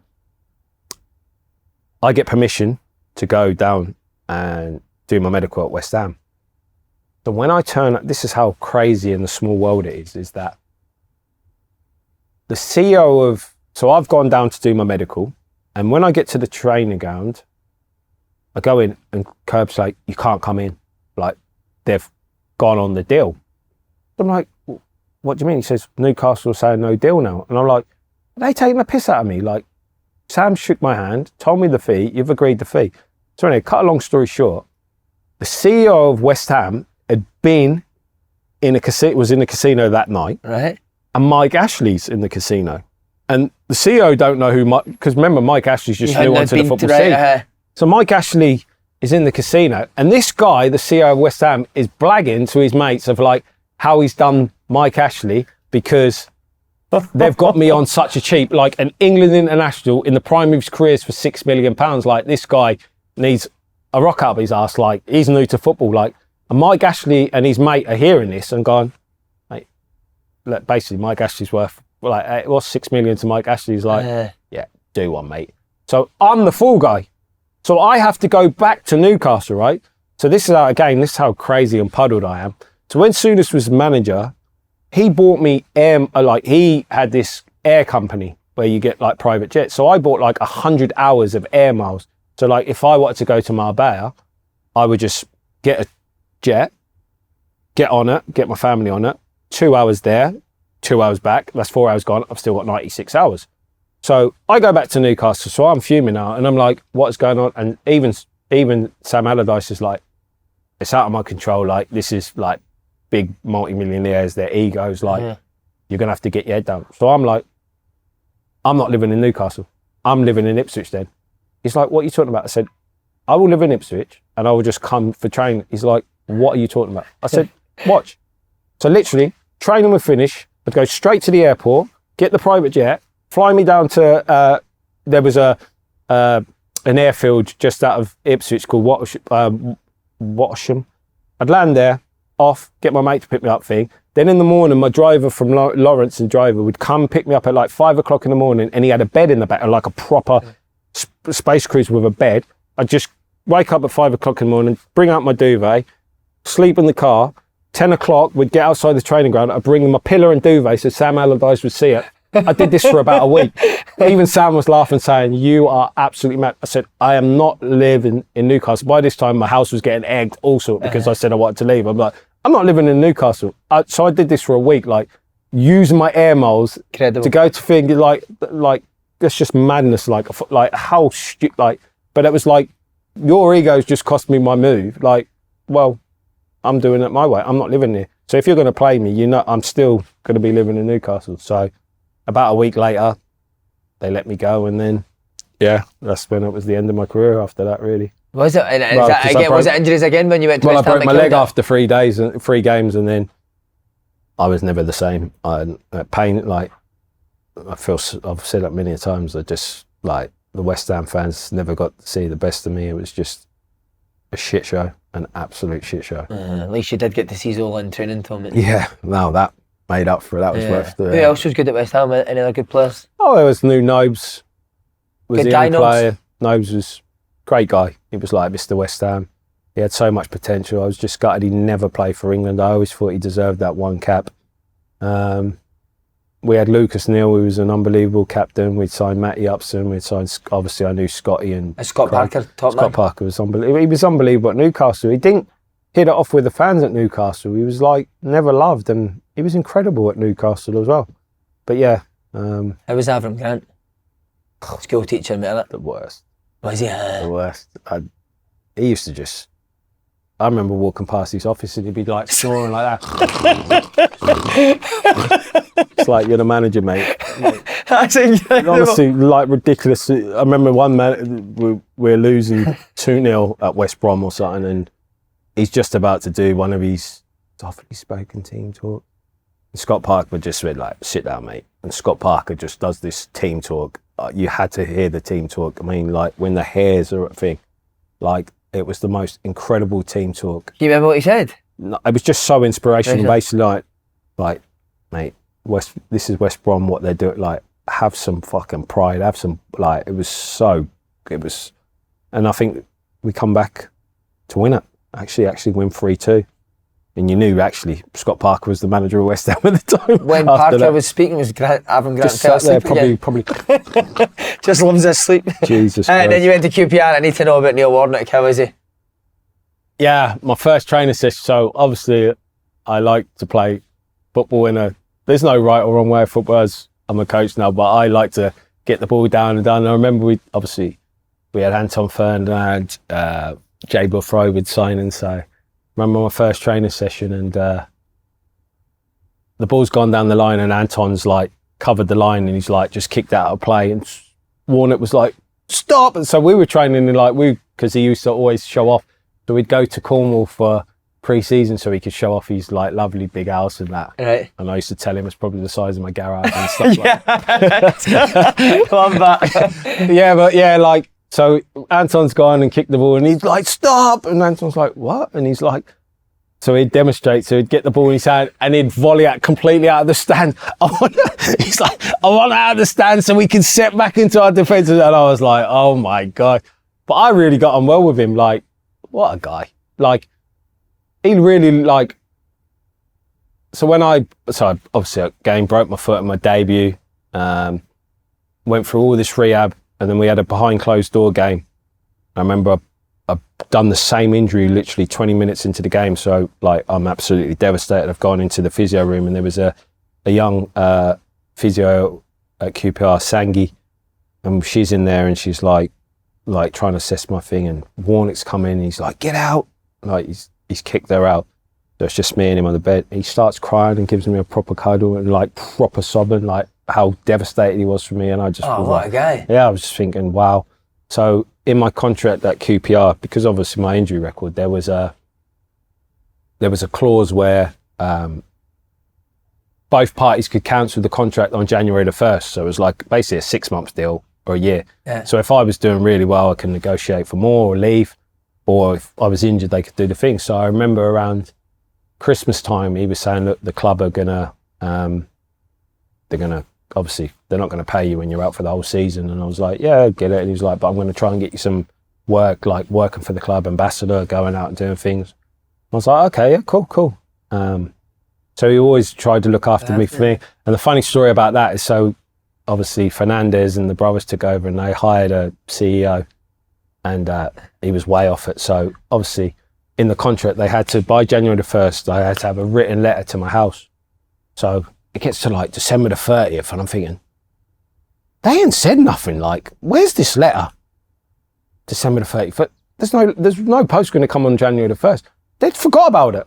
So they wanted to cancel the contract, but they completely forgot about it. So on the 5th of January, I get this letter where there's so they've dated at like the 30th of December, but obviously on the stamp, when it gets stamped across, they sent it out on the 2nd. So like, I've come in and I've said like, mate, what is this? And he's like, yeah, but, and I was like, you fucked up here. Like, you're fucked up. Like, and he was like, yeah. So to be fair to me, again, because of what happened at West Ham with the injuries and I got all these wages, I actually said to him, I said, look, I'll go on a quarter, like so you can take 3 quarters back off. Just keep me on a quarter until the end of the season. And then with Mark Hughes, I'll do pre-season. And if I make the 30-man squad, we go back to that original contract where we can cancel it. So I saved them quite a bit of money, where I could have just took the whole 6 months because of their error. But that's like, how can a football club forget that? Did you not say you had a good Julio Cesar story? Oh, yeah. So... is this at QPR? Yeah. He... Trapp signed his new... So obviously the Fernandez come in and he was giving it the big one about his new contract. Like, Trapp was... I love Trapp. He was such a talented player. He's a genius, man. And he just signed his new contract and he thought he was the highest paid player in the league on what, I don't know, 60, 70, 80 grand, whatever it was. And I'm thinking to myself, you're not the highest paid player, but whoever's convinced you that you are. But anyway, Cesar, obviously he's won the World Cup with Rivaldo, Ronaldinho, Romario. Kind of didn't like, you could tell he didn't like him. Like, not having him, like, who does he think he is? I've dealt with a real, like, top player. But anyway, he's going on and on and on. We were in the change room and it was back in the days when you got the wage slips with the thing. But anyway, he's going on and Cesar goes, you're the highest paid player in the club, yeah? And you're like, yeah, of course I am. And he's like, yeah, all right.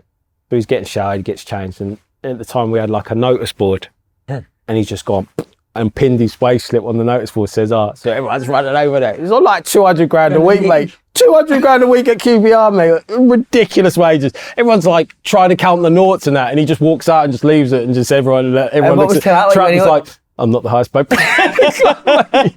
Just madness. It was a Harry Redknapp story as well, you said? Yeah, so like, I always thought Harry, I got on well with Harry, even like when Harry let me go at QPR, I totally understood it. I was always injured. He wanted the money for Samba and stuff like that.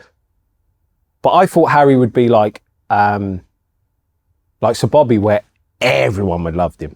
But he wasn't. He was like loved by half and like not liked by half. So anyway, Basingwa was the right back. And I think Basingwa refused to play in a game or something. And Harry said something like a loser mentality or something. Probably publicly come out and fucking loser mentality and da-da-da-da-da. So like, I remember... we were now going into like a team meeting like a couple of days later and like Basingwa comes in and says, like, can I have a word? Because you're talking to a lot of people, can I have a word? So he's like, Harry doesn't like confrontation, but he's got big, what was his assistant? Oh, I can't remember. It's Kevin Bond, is it? No, and the other one, Joe Jordan, who's a top guy. So Basingwa was like, you tell me I have got a loser's mentality. I've won the Champions League twice. I've won the Premier League 3 times. I've won everywhere I go, I win. You have been a manager for how many years? I have done the research. You have been a manager for 30 years. You have won FA Cup. Who has the loser's mentality? You or me? I swear to God, mate. The way he just put it on him, you just like, and Harry like was like, fucking, and Jordan's like, get the fuck out, and that. I just thought he put it on him, but yeah. That's incredible. Loser's mentality. I've won the Champions League, I've won I've won the UEFA Cup, the Champions League twice, I've won the leagues. I was just like, and he went, and you've been manager how long? 30 years? One FA Cup. Done, mate, you're done. And then you went to Middlesbrough, mate. Your old Ipswich teammate, Tony Mowbray. Yeah. Was that part of the reason why you decided to go there? Yeah. Or was it because they signed Andy Halliday? Who's a big reason? Who's he? No, it was basically the end. When I played for QPR, one of my last games there, I played against United at Thing, and Mark Venus, who was Mogger's assistant, he was there. So then when I got go by QPR, I agreed to go with Mogger, and I was training with Ipswich at the time, just ticking over. And then Mick McCarthy at Ipswich offered me a deal to go to Ipswich, which would have been ideal. Yeah. But because I'm a man of my word and I promised Mogger, I went there. But I scored a few goals for Middlesbrough actually and played a few games. But I knew my body, like, Mogger looked after me. I only had to turn up and train once a week and then play and then go home. It was like every time I played, it would take like 4 days for my body to recover. I knew I was done. It was like I'd mentally checked out, and yeah. Do you remember the day you decided to retire? Probably my first game at Middlesbrough. Was it? I just thought, I'm done, mate. Like, I don't even enjoy football no more. It's just the last 5 years have been pain of just injuries and rehab, and my body just couldn't take it no more, and I was just like, I'm out. Still an incredible career though, mate, eh? Yeah. Unbelievable. Met some unbelievable people. Played in, like I said, World Cup, Champions League, European Championship. Played for my country in both Wembleys. Played for my country at Portman Road. Yeah, unbelievable. Got to take your family to some amazing places as well. Yeah. Not just my family, like even like friends. With the welfare choir, like taking it like the first time. I took all my friends first class to Vegas, and we had like just seeing their faces, like playing, like they think it's like a little game on their seats, like, but like all things like that is just like, I've took so many people on an incredible journey, and that's so rewarding. And will we see Kieron Dyer manager, or what? Just be coach? Oh, yeah. I don't think about management. I like coaching. I like the grass. I see how in managers you have to manage up, and I find it hard with owners who don't really know much about football, telling you what teams should be played and what players should be bought, and that I'd get too emotional for that. So yeah, I'm happy here. Hopefully we get this club in League One, and then who knows. You've been sensational, mate. Thanks so much. Top man. Cheers, Kieron. Thanks. Cheers.